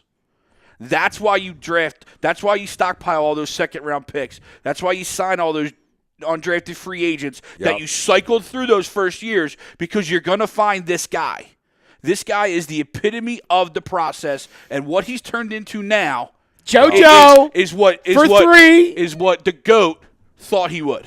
I'm back to loving you. You're right. You're right. absolutely Like right. JoJo's, because let's be real. If we got the number one pick that year, it might not be JoJo. It might be Andrew Wiggins right now. Well, that's what it was. And it might be. What were the chance? Winners for Wiggins. It was never winners for JoJo. It might have been Karl Anthony Towns too. You know? 10-9-8. So They better get a timeout, baby. We got a roll job, maybe. Not in a bucket. but the guys like Rocco, TJ McConnell, those guys that have become legit NBA players, not stars, but legit Them role NBA guys. players, are the guys that the process was made to find. Dario, 3-piece. Let's go. No, you're 100% right. I'll tell you You're what, 100% right. and I will go back to a point that you made. God, had to be almost 6 weeks ago now, with JJ Redick, where you said you don't pay a guy that much money to come off your bench in the NBA. And we've kind of we grappled about it a little bit. I don't think we all disagreed at all, but I think we were thinking that there were different roles for different guys. I love this guy, and I don't care whether he scores 9 or 29. His presence on the court does something for this team. Oh, no question. He's a vet. He's been around. He's been in big games before, not only at the college level, at this level. And, yes, this is the starting five. Looking at this one is the best one you can have. Yes. And I think even when Fultz comes back, you run him as the leader of your second unit, because now you know your second unit is getting buckets, and that's important. And I think what we got too into was we were trying to fit one of those point guards into this starting lineup. Stop it right As opposed to just running JJ as your only guard, right? And then Ben being that, because Rocco can cover so many guys. Yes, and that's so clutch. But it's what annoys me a little bit about JoJo is early in games when he starts outside, because that's why you have JJ Redick on the court, right? Because he gives you that space. JoJo's got to start inside and work out as the game comes out. Completely, of course. And Brett wants him to. No, you're absolutely right. So all the Brett haters, but I've heard him numerous times yell at him to get down low. And JoJo even knows it too. Yeah. But that's why I was so adamant that's why JJ has to start, because now with Rocco actually being a legit shooter too, those guys spread that floor. Mm-hmm. It allows Ben to dive, it allows Dario to dive, and it allows JoJo just to work down there. And we might as well just go into the Dario talk from the other night. Yeah. Let's finish up with the Phillies. We'll go to Dario.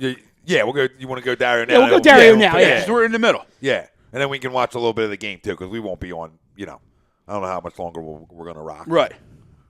We'll just keep going. Dario again. How are you? But go ahead, Mike. You that's something you wanted to bring up tonight. Well, I did want to bring it up because started. I saw that you had posted in a couple spots on the book about the Dario hate that was going on out there, and the fact that there was a play at the end of the game the other night where he hit the dime to Rocco for the 3 that basically was the game winner, and you had said that yes, the kid is struggling.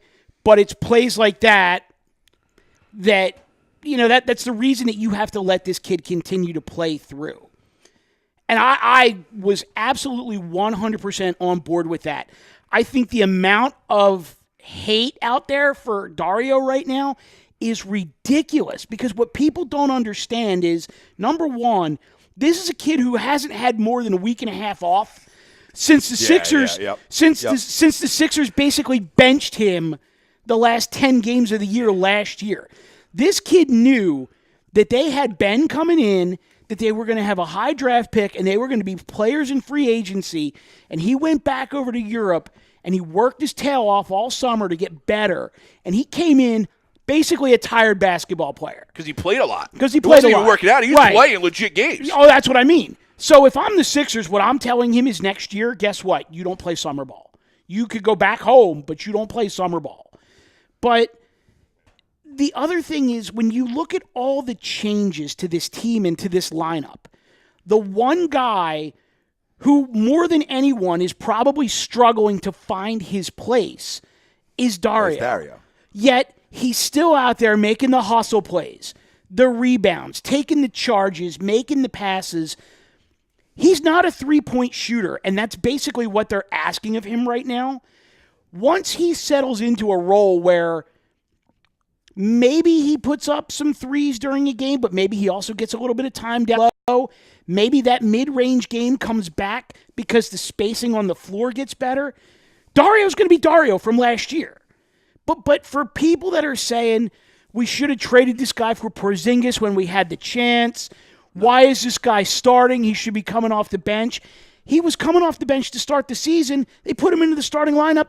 Boom. He had 2 great games. Yeah. He needs to be in the starting lineup.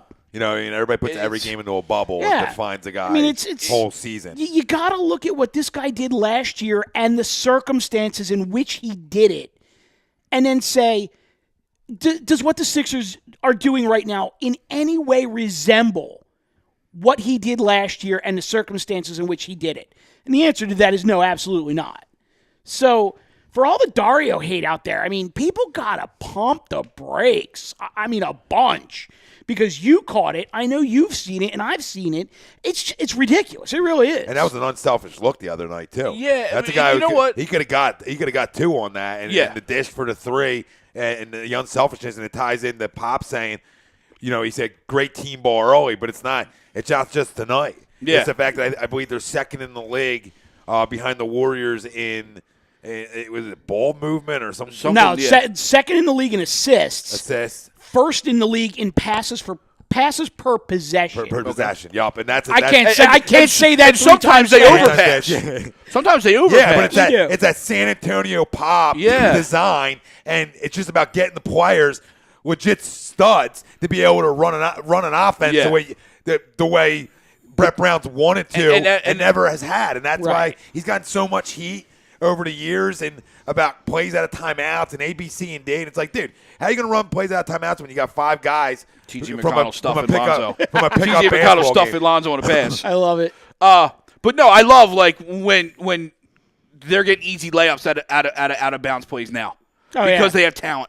The Dario thing is, and that's kind of why I went on the 45 with the win total. Yeah. I want to be 50, 53. That's where I really think. But I went 45 because you're going to have games like that with these kids. Of course. JoJo's going to struggle games. Ben's going to struggle games. Dario's going to struggle games. They're all going to struggle games because they're still getting used to playing with each other. But as they win games. Right. And like that Sacramento game, out. that's a bad loss. But that's a loss you expect in a year like this. But then you go get a Clippers win. Right. Against a team that's playing well. I hate watching every game thinking, God, what the freak are these Sixers groups going to do on the book because we lost? Like, it's one game.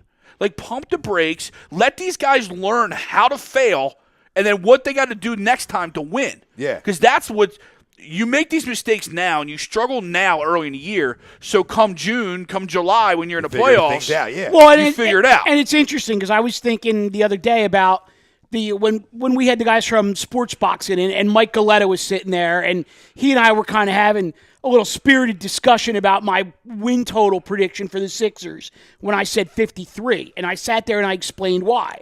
I said they have the toughest schedule in the NBA the first 2 months of the season. If they can learn how to play together while they get through this tough stretch and they get into January, February, and March when their schedule is cake and they run off 18 out of 20, 24 out of 27, 27 out of 30, something like that. All of a sudden, 53 doesn't look so far-fetched. No, not at all. Pop Montes, TJ with the moves on Lonzo. He just a little spin move on him. Michael Ewing, should or could the Sixers package some young talent, Dario, Okafor, Fultz, etc., not Embiid or Simmons for an all-star in their prime? And he says Gasol, Love, or McCollum. I wouldn't do any of them. Honestly. Why would you want to bring in a guy that needs the ball in his hands that much? Or two old guys. Love and Gasol, no. I mean, McCollum, it may be, but no. I'm not trading Fultz. I'm not trading Fultz for anybody. Fultz is, I like his premise in packaging some guys because, again, that's what you built with this process. Right. You have guys now that you can trade. When you look back at when Billy King had the team, your only asset was Andre Iguodala. Yeah, if that's what you want to call it, yeah. Well, right, and he wasn't an asset because you maxed him out. Oh, Ben missed the dunk. You're right, though, Mike. It's what guy do you go get? Do you go get a C.J. McCollum who can score the ball, can shoot the ball? But, no, you have Redick. Right. You know what I mean? So what, C.J. going to come off the bench? And you're not going to get much for Ja. Let's be real. Yeah. You're not going to get much for him. Nothing for Ja at this point. Roko! And then Chrome says the same thing. Okafor, you won't get shit Look, for him. I mean, we talked about it a little bit, and I know you guys kind of jabbed me a little bit when I said that I would do Fultz for either Bledsoe or Devin Booker. But, I mean, that's the type of player. Yes. I'm not looking to move Fultz, but that's the type of player. It would have to be somebody that could come in and fit into the system immediately. Right. Yeah, and guess what? The reason I never do it is because the guy's sitting on the bench seeing the way this team passes the basketball, seeing all the things, learning from these guys who've been through the process and all the losing and seeing the culture change and being able, when he comes in, realizing, hey, I don't have to be the guy. Right. The advantage of me being a number one pick from other teams, even if it was Boston, he would have been fine there too, obviously. Yeah, definitely. But coming to a team that, has had these picks and had this talent, and Ben, can relax his team when he does get his chance and come back here. Yeah. So I just don't deal him for anybody. No. I think he's special. I think he's going to be special. Pootie Tang says, Dario's a beast. Trust the process. Just wait for this team to start gelling, man. Well, that's exactly it. And then you're going to have bad losses like Right. Sacramento and stuff and like that, and the officials didn't help at all in that, and in then that basketball TTP game. Ballin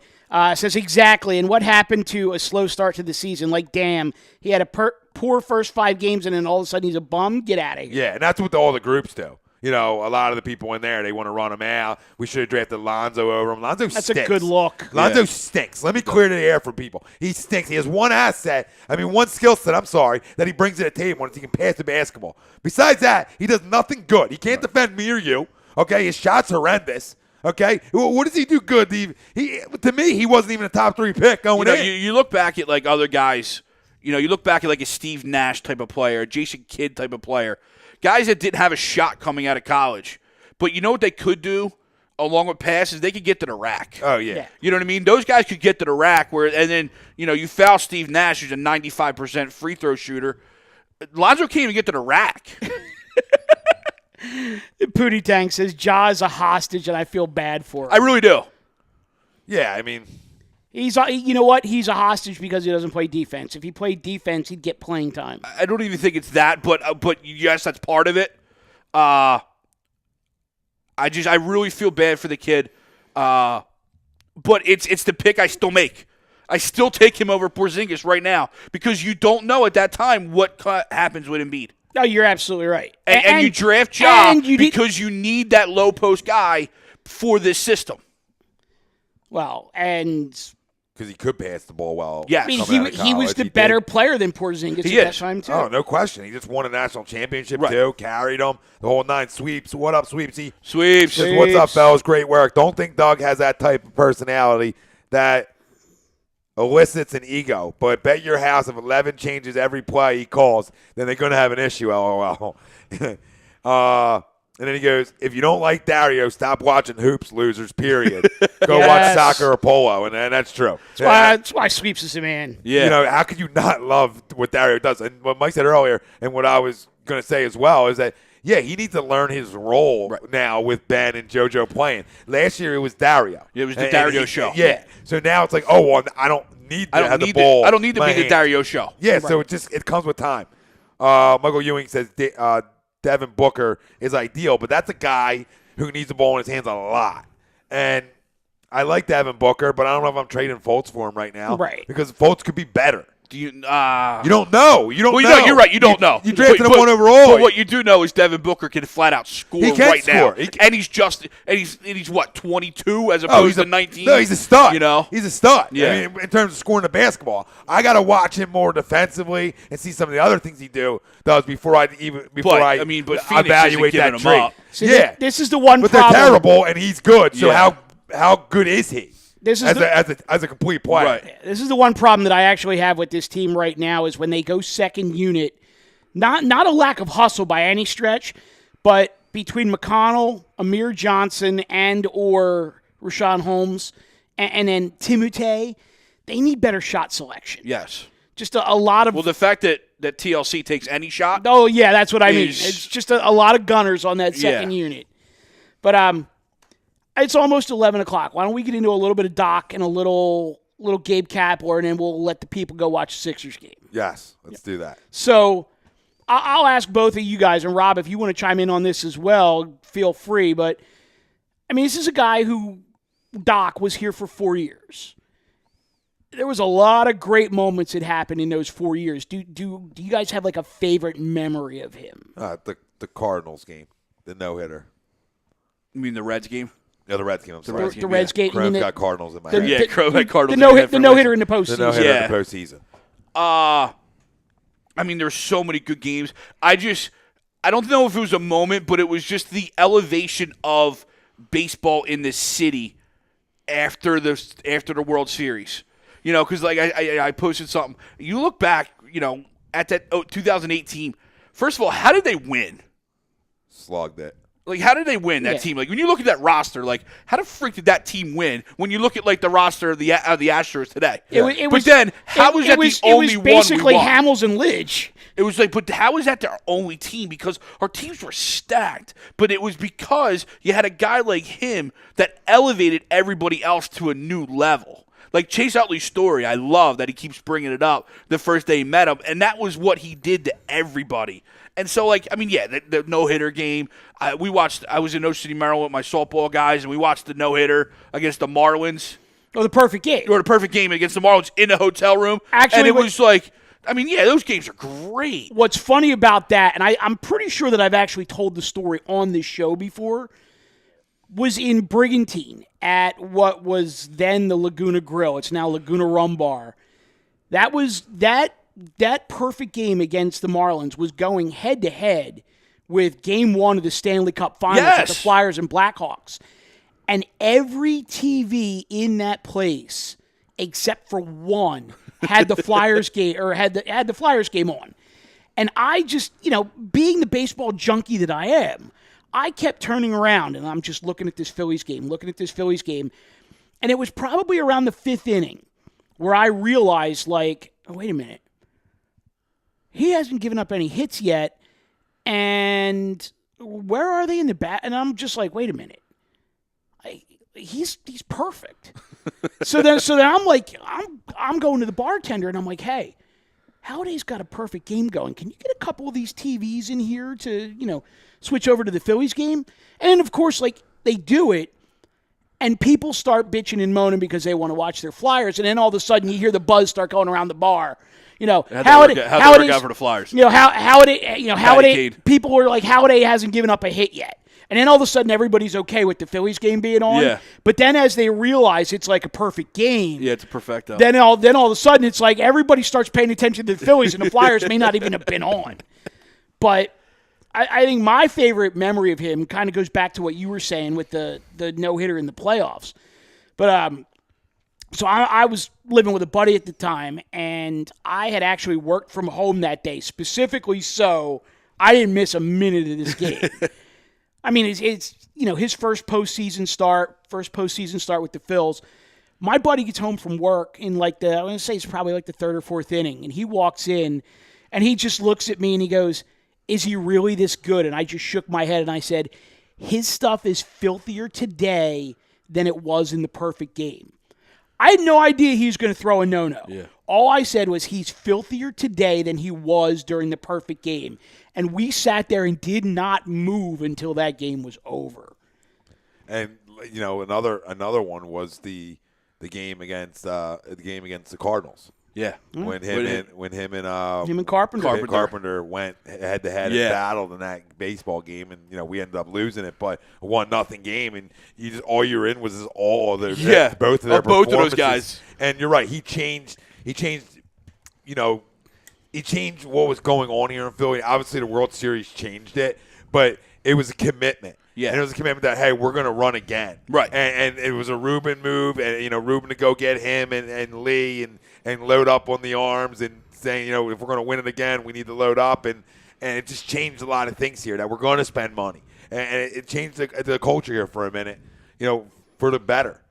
And, rest in peace, Roy. Yeah. Condolences to the fam. Yeah. Robbie, what do you got? Kids. Oh, my memory, dog? Yeah. Well, mine predates your guys a little bit. Go right ahead, man. I got the utter joy and blessing to actually see a second game ever pitched when the Blue Jays called him up in '98. It was September call-up at the time. He's going up against a Tigers team that was pretty stacked back in '98, right? Pitches a complete game, one hitter, fans ate. And I'd never seen anyone just master the strike zone. Was that the Higginson game? Yep. Wow. So that was no-hitter into the ninth, and Higginson hit a pinch-hit home run, which was the only hit and the only run he gave up. Correct. Bobby Higginson out of Temple. It's a fabulous game to catch, and I saw great things. That's awesome, for him. man. Good for you. Yeah, I just saw great things for him. I owned him several years in fantasy baseball because of that game, and just that fiery spirit, right? To be that sick competitor, but the minute the game was over, shaking your hand, being a good sportsman, he's just. Taken way too early. Yeah, and everybody said it, on the field, a bulldog, everything. Yeah. Yep. Off the field, a great guy. Zach Burr, A2D Radio, lives down in Florida now, and, umpired his game a week before he passed, and he texted me, and he goes, man, he's an a-hole, right? And, but he gets it. He's joking, just a lot of passion and energy out there. Yeah, and then he texted me after he passed. He's like, I feel like an idiot now. And I'm like, dude, no. I mean, he probably would have laughed if you said that to him because, whatever. Guys get it. That once you step in those lines, either as a player or a coach, it's a different world for those 2 hours. Oh, but here's the thing is, though, with that whole thing, like, how many times in Philly, especially with the Phillies, and to a certain extent with the Flyers as well, but how many times have we gotten a guy who was either past his prime or didn't live up to the hype or just came here and just flat out did not perform? A lot. And then it was a situation where, like, in 2009, they went out and they got Cliff Lee and they got Pedro, but these are guys that they had during – that they came in like mid-season that were like, the mercenaries that were supposed to get us over the hump. Yeah. Doc was the guy that they went out and they traded for who was going to be the keystone of that rotation. And it sucked that they had to give up Cliff Lee to make it work financially at the time. But the fact that they went out a year later and brought Cliff Lee back Which means it really didn't have to. Exactly. But, I mean, the fact of the matter is, to me, even though they didn't win a World Series with him, Doc was the signing or the trade that told me that the Phillies, for as much as they could, were going to be in for the long haul. And I still, to this day, say that the Ryan Howard injury ruined the whole thing. And I don't point a finger at Ryan because you can't help I point that. a finger right at the Achilles. Yeah. Yeah. It changed everything. It changed that lineup. Yep. That's what people never understood. Any Howard hater out there never understood the fact that he was the carrier. Well, He always was the carrier. Chase could flat out swing it. Nobody's taking anything away from him. Right. There was other guys in that lineup, obviously, who could swing it. Yep. Nobody feared. There wasn't a more feared guy in baseball through his stretch than Ryan Howard. That's facts. Ask Cole pitching. It was funny. Ask around. You're gonna hear that. I don't know if you guys remember the first time I joined you guys on air. We were doing the play-by-play of the cornhole tournament up at the Scanzano Sports Center, and we did a little go at it here for a couple minutes. And you asked me, and you hadn't known me before, and we just started, being friends, and you didn't know, and you said who was the key to that run, and my first guy out of my mouth was Ryan Howard, and you're like, this guy's gonna be good. Yep. Because you're absolutely right. He put the fear in that lineup, and he made everybody else around him better because everyone feared him. Well, and you're absolutely right. When he couldn't come back healthy, and he tried to come back early and couldn't come back healthy, he was a shell of himself. I mean, this is a guy who had one of the greatest seasons in the history of Major League Baseball. I mean, if you want to look at it as a whole, 315, 58 homers, and over 150 RBIs? Yeah. Out of your first baseman, who, by the way, can't run. Yeah. That's one of the greatest seasons in Major League Baseball history. Oh, Bottom line. There's no doubt. Bottom line. The MVP. The MVP year was filthy. Colin just get me up in the Colorado game, and get me to the plate, boys. Just anything like that.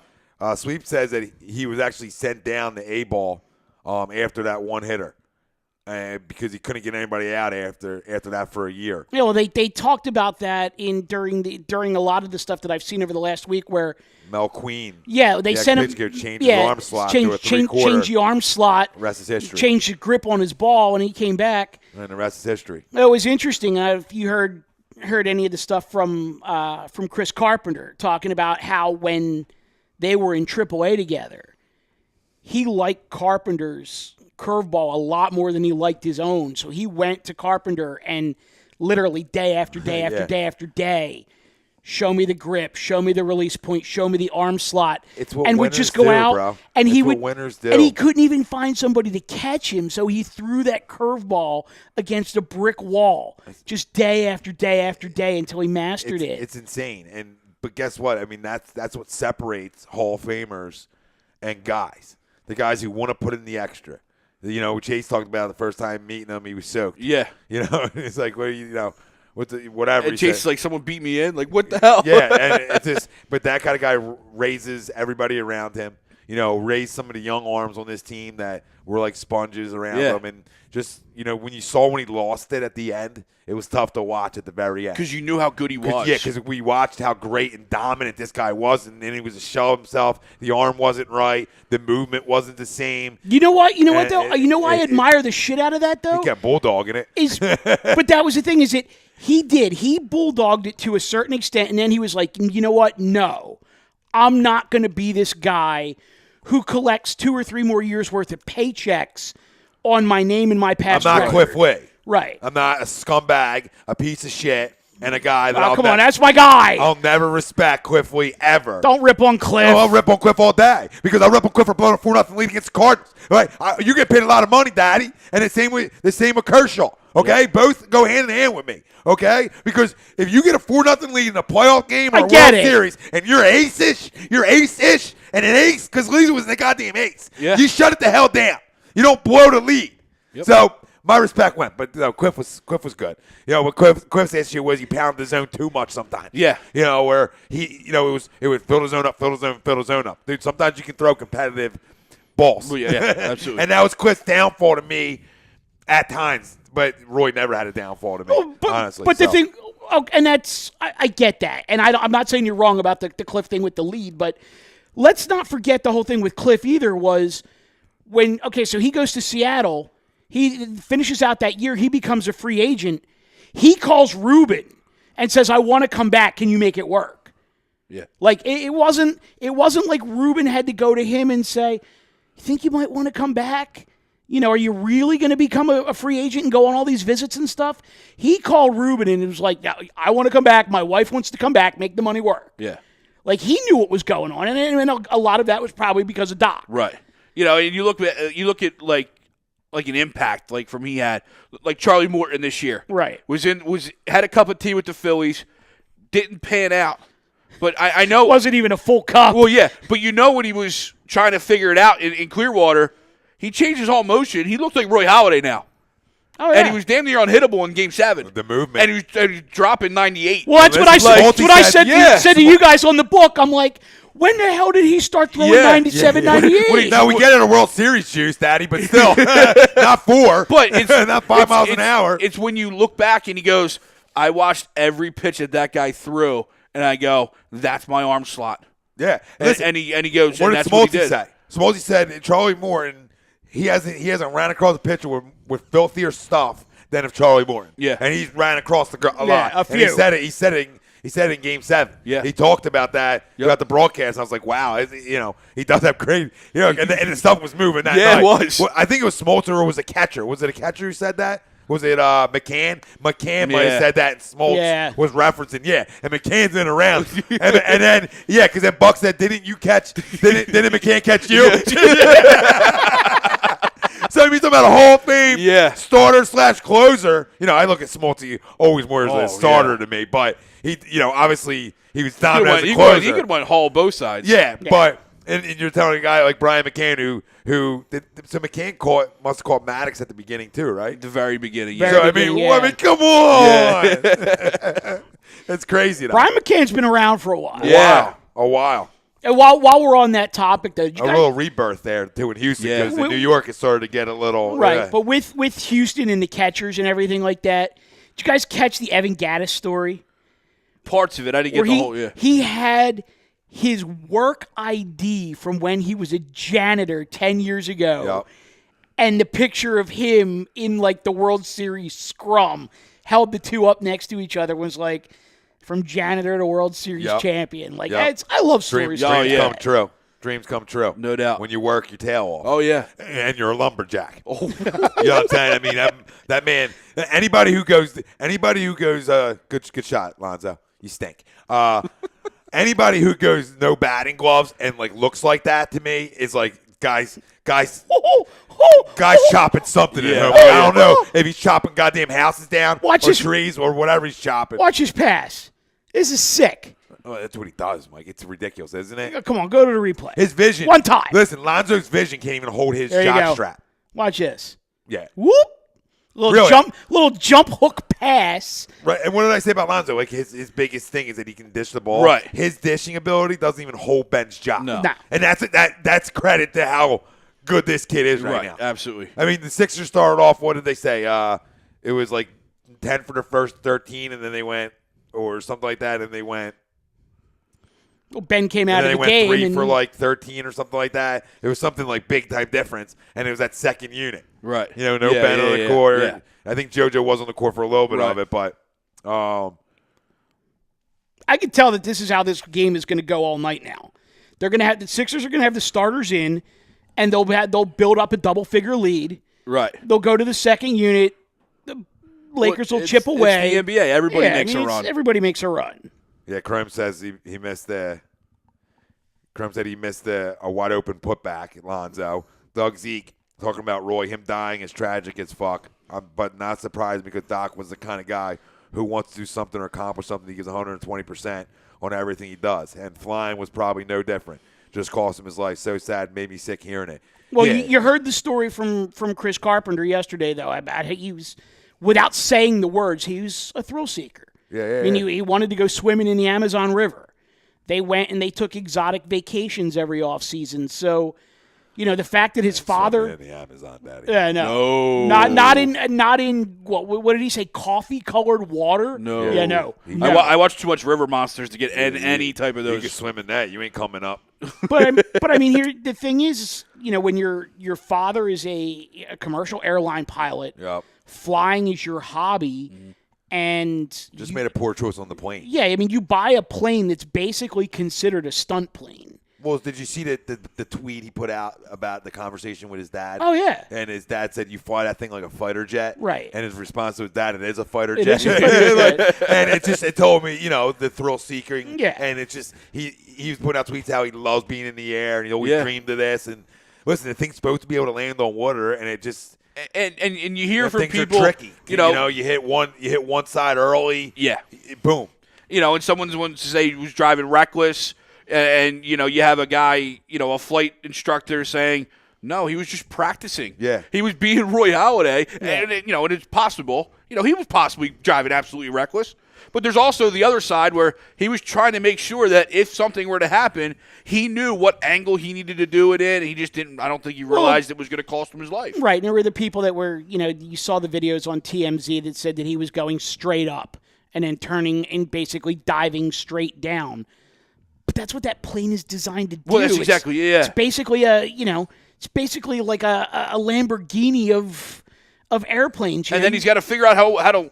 So if he goes up and it dies, he's got to know what angle he's got to come in. They'll be able to land that safe. Yeah. You don't do And that you without do that by practicing. yourself. Yeah, and you did it by yourself. And the guys, and Wilson Sweeps mentioned this Sunday, and they're spot on. The guys who took the videos, for them guys to not go in that water, regardless on who you think's in there, and not see if there's anything you can do, is ridiculous. Oh, yeah. And he's going to hold the phone, and not try to do anything to help. Yeah. Not saying anything would have changed. Right. Not saying that. Could have been dead on impact. But I agree, but I'm going to give a little shock factor to it.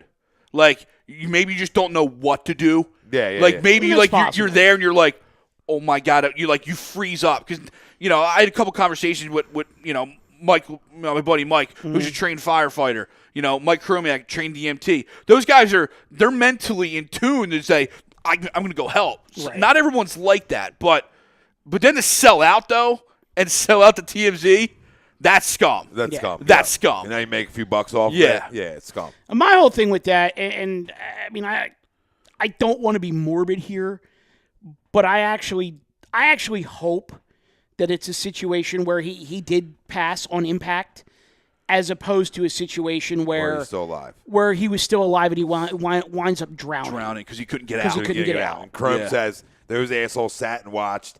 Maybe the EMS in me, but as soon as I see that person, I jump in and pull him out. And he said, exactly, Greg. So, JoJo already 9-6. Just took it to Lonzo a little bit there. Yeah. And looking for double digits. Boom. There it is. On track for that 30 piece, the 27 piece. Kapler, what do you guys think? Dude, I can't buy into full analytics. His presser to me, and I don't buy in the pressers, but a guy gave credit, didn't want to give credit to any of his infielders. Didn't want to name any names, right? Okay. Then wants to talk about Luis Garcia, and that his stuff impressed you that much. So out of everybody you could fucking talk about, Gabe, Luis Garcia is the guy. Now you got me lost. Now I was all in the lifting it up and getting the tan. I was all on board for it. But out of every guy, that's the dude you pick. I mean, come on, man. I don't know, and it's too soon to say it. Do I like that he's a younger guy? Yes. Do I like he's got a former player? Yes. Do I like them things? Sure. Do I have a gut feeling that this is all about Gabe? A little bit. A little bit early on, the feeling that Gabe just loves himself a little bit too much. Now, we'll see. We will see, but that's just the vibe I get. Anybody who loves themselves, anybody with the shirt off that much to me, has always creeped me out a little bit. Well, that's me, dude. It's funny because as a man, I ain't buying into it. I told you guys that I had a funny story for you, and the story kind of goes along those lines. Is that when Gabe played in Texas, apparently there was always call it a line of young ladies that used to wait near the players' entrance, the ballpark at Arlington, for players to arrive and to leave and whatever. So old Gabe used to make it a point of showing up for games in a pair of jeans. And that's it. Holla. literally bare feet, pair of jeans, and no shirt, no hat, no nothing. It was just Gabe in a pair of jeans, probably dangling, free balling a little bit. Who knows? But Gabe was all about. You know those jeans are tight. Gabe was all about Gabe. Okay. He was all about Yep. himself. Now, do I necessarily have a problem with that? Not if the guy's going to put a winning team on the field. And there are some things that he talked about that are a little hokey, but may not necessarily be that far-fetched, because there are some scientific things that talk about the coconut oil and blah, blah, blah. Years ago, when I was in really good shape, I used to tan naked too, so hey, and I apologize for the visual on that one. But, if he says getting the boys a little bit of sun is going to help the boys perform a little better, put those tanning beds in Citizens Bank Park. Let it happen. I'm all about it. I'll give it a year. If they're respectable, I'll give it a second one. And then from there, maybe 3. Ben just blocked Lonzo. Oops. Sorry. Well, no, it's okay. Where I'm at with this whole thing is I put this firmly on Matt Klentak. Because if this whole thing blows up and Kapler's not the guy, Kapler's got to go and Klentak's got to go with him. Well, I agree with you. He doesn't get to fire Kapler and keep his job himself. I agree with you, but this comes higher up. This is straight from John Middleton. This is a John Middleton demand. Maybe not Kapler himself, but this direction, this type of manager is from straight up John Middleton. Well, I'm sure that Middleton has to put the stamp of approval on it. I don't think Kapler is Middleton's guy. That's what I said. He might not be the guy, but this style, this person or this personality, this thought process is 100% John Middleton. And you're right. Him and Klentak are married right now. They're married, just like Doug and Carson are. Yep. Right, or just like Doug and whoever. This is gonna be Doug nice. and Howie. This is gonna be nice because I like the signing. I didn't necessarily. Klentak wasn't necessarily Kapler wasn't necessarily the name out there, but once his name started surfacing, I kind of thought in my head it's going to be him just because of his background as a player, like you said, ex-player. I don't buy into any other stuff that he was doing outside of baseball, because what else do you guys do? These guys grew up playing baseball for all year round. Now you got time to waste. Yeah, let's go tan the boys a little bit. Let's go rub some coconut oil somewhere. I loved in the presser that just Howard Eskin could just not wrap his head around anything that came out of Kapler's mouth. Like the Stonehead just couldn't fathom thinking progressively about anything, whether it was baseball related or not. But real quick, the whole progressive thinking to me is just horse shit. Like, no, listen to me. The over progressive. Okay, can you tweak things? Can you do things a little different? Sure, why not? But the dude who comes in and just wants to reinvent the goddamn wheel of baseball. But I don't think he does. I'm not saying he does, Greg. All I'm saying is his way of thinking is a little off. I'm not saying baseball is changing, though, Tom. I realize it's baseball's changing. Like, that's fine. There's a lot less of the old school, a single, a bunt, and then let's drive them in. Now, let's slug it out. I do like it. I agree though. The short contract is a let's prove it contract. I liked what he said though, with in terms of building his staff around. Let's get some diversity. I don't want 7 guys that think like me. I want some diversities. I want an old school guy. You know what I mean? And I think that having Larry upstairs. I like that he's willing already to say, hey, it's not all about just my way or the highway. And that's huge off the bat.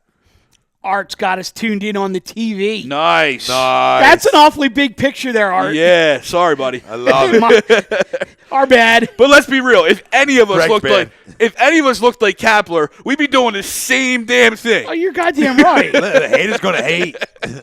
Don't hate the game. I do hate the player. Sorry, don't hate the player. Hate the game. If I was built like him, I don't think I'd ever wear clothes. I don't own a shirt. I might be naked right now. All right, look, I mean, would you be clenching? You never know. Could be. I mean, look, is the guy a nutcase? Yeah, probably a little bit. But is he crazy like a fox? Is he an evil genius? Is he going to be one of those guys that kind of comes in and everyone on the outside thinks that this guy's just a Fruit Loop, and everyone in that clubhouse goes, no, this guy's the deal. Here's the other real quick thing that he mentioned, and it's that mentality that really in that presser. And again, it's a presser. Your opinion on heads right now, coaches. But go ahead. But when he said you have to go to the players' medium to connect to them. Okay. You know what I mean? So, like, I can picture Gabe Kapler sitting there with a headset playing Call of Duty with Ralphie D, right? With Ralphie D. But on the other side, Scott Kingery's playing there with him. And that's how he he levels his playing field to gel to his guys. It's a new age. It's a new world. It's not so much, hey, let me call you. Maybe let me tweet you. Let me text you. Let me slide in those DMs a little bit. Like, so if the guys come out and play for him, then it's going to go a long way is how he finds his team around there. I would rather, and here's my final point, I would rather take a chance on a guy like this than bring in a retread and do the same thing we've done the last few years, which hasn't worked. I'd rather do this and fail and be terrible at it than do something we've done and just be mediocre. I agree with that. I agree with that 100%. I think I would have gone retread if it was a young outside retread. Like I would have been fine with an Osmus. I would have been fine with a Girardi. I don't know if I would have been okay with John Farrell. I definitely wouldn't have been okay with a Boa or a Samwell or any retread from the inside. Mm-hmm. I wasn't having it. I might have been okay with Morandini, but I wasn't a big fan. I would have been perfectly fine with Dusty Wathan, and I'm glad they kept him on the staff. I think it's actually important for these kids that have played for him over the last couple of years to have him still in the organization. So, we'll see how it goes. One thing's for sure, it's not going to be dull. No, that's for sure. We know that for sure. You skip A, let's go. Yeah, watching the Sixers right now, it's hard to believe they're only 7-6. This is a budding juggernaut. Even Robert Covington, who just got a big new deal, is becoming a star. Oh, wow! So he won't give the Eagles any love at all, but he'll endear himself to Philly. Everyone's rolling back on the Sixers by rolling on the Sixers. Michael Wilbon came back on that Bryce Johnson thing. Did you see that? No, I didn't see what Wilbon did. Wilbon said, "I'll take Bryce Johnson over Ben Simmons 100 times over 100." Wow. Okay. So then, one of the the Sixers Twitter guys goes, "How's that working out for you?" He goes, "This team's fun." He goes, "This team's fun to watch." He goes, "I stayed up for that Clippers game." He goes, "And I'm glad I did." They are. Yeah. And listen, you can be wrong about stuff at the beginning. It's fine as long as you can admit that. Oh yeah, they're good. Well, we had some chat going on in the or some chatter in the YouTube conversation earlier about there's a question about if you had to start a team, do you take Ben or Giannis? And I said, you got to back that down for a second because Ben as a rookie, far better than Giannis as a rookie. Yeah. So if you're telling me start it with Ben as a rookie or Giannis as a rookie, it's not even close. It's Ben. Now, Ben as a rookie, Giannis today, we may have to talk about that a little bit. We might have to get down to some. The freaks at Pimp. Undisputed from Skip. I want to, from my heart, congratulate Eagles fans out there because it is over. You just won the NFC East. Why? Because Zeke didn't, or because he dropped the appeals process? He said he went into something today on his show. I didn't hear it, but yeah, I saw that comment. That thought process. Yeah, well, let's get the hell out of here and watch some Sixers. Let's go 10-9-8. We love you all for tuning in. Yeah, help make thank the you. Show. Facebook, YouTube, all you guys out there. Love it, love it, love it. Let's go, Birds. Eagles, Cowboys, Sunday night, 8:30. You got to be jazzed up for it. But stick with this, 10-9-8. But 10-9-8 right this minute, and let's just go shove it up LeVar's ass. Tom. Mike. AM. In the PA. A2DRadio.com. Like that Gibson Mayer LLC, certified public accountant. Make them yours. Find them on the web. GibsonMayer.com. StreamSmart.com.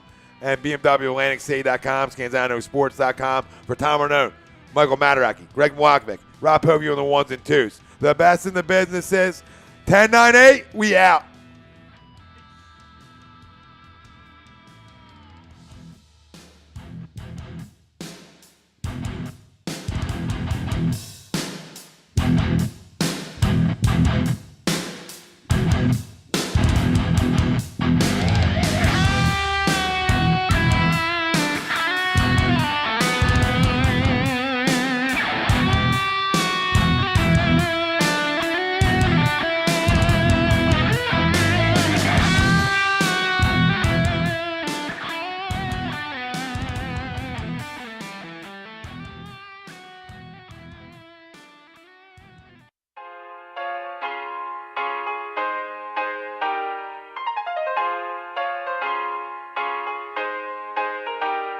Well, hello again, everyone. This is Bob Mannery, and you're listening to Tom and Mike, AM in the PM, only on A2D Radio. Tom and Mike, these guys are fucking awesome.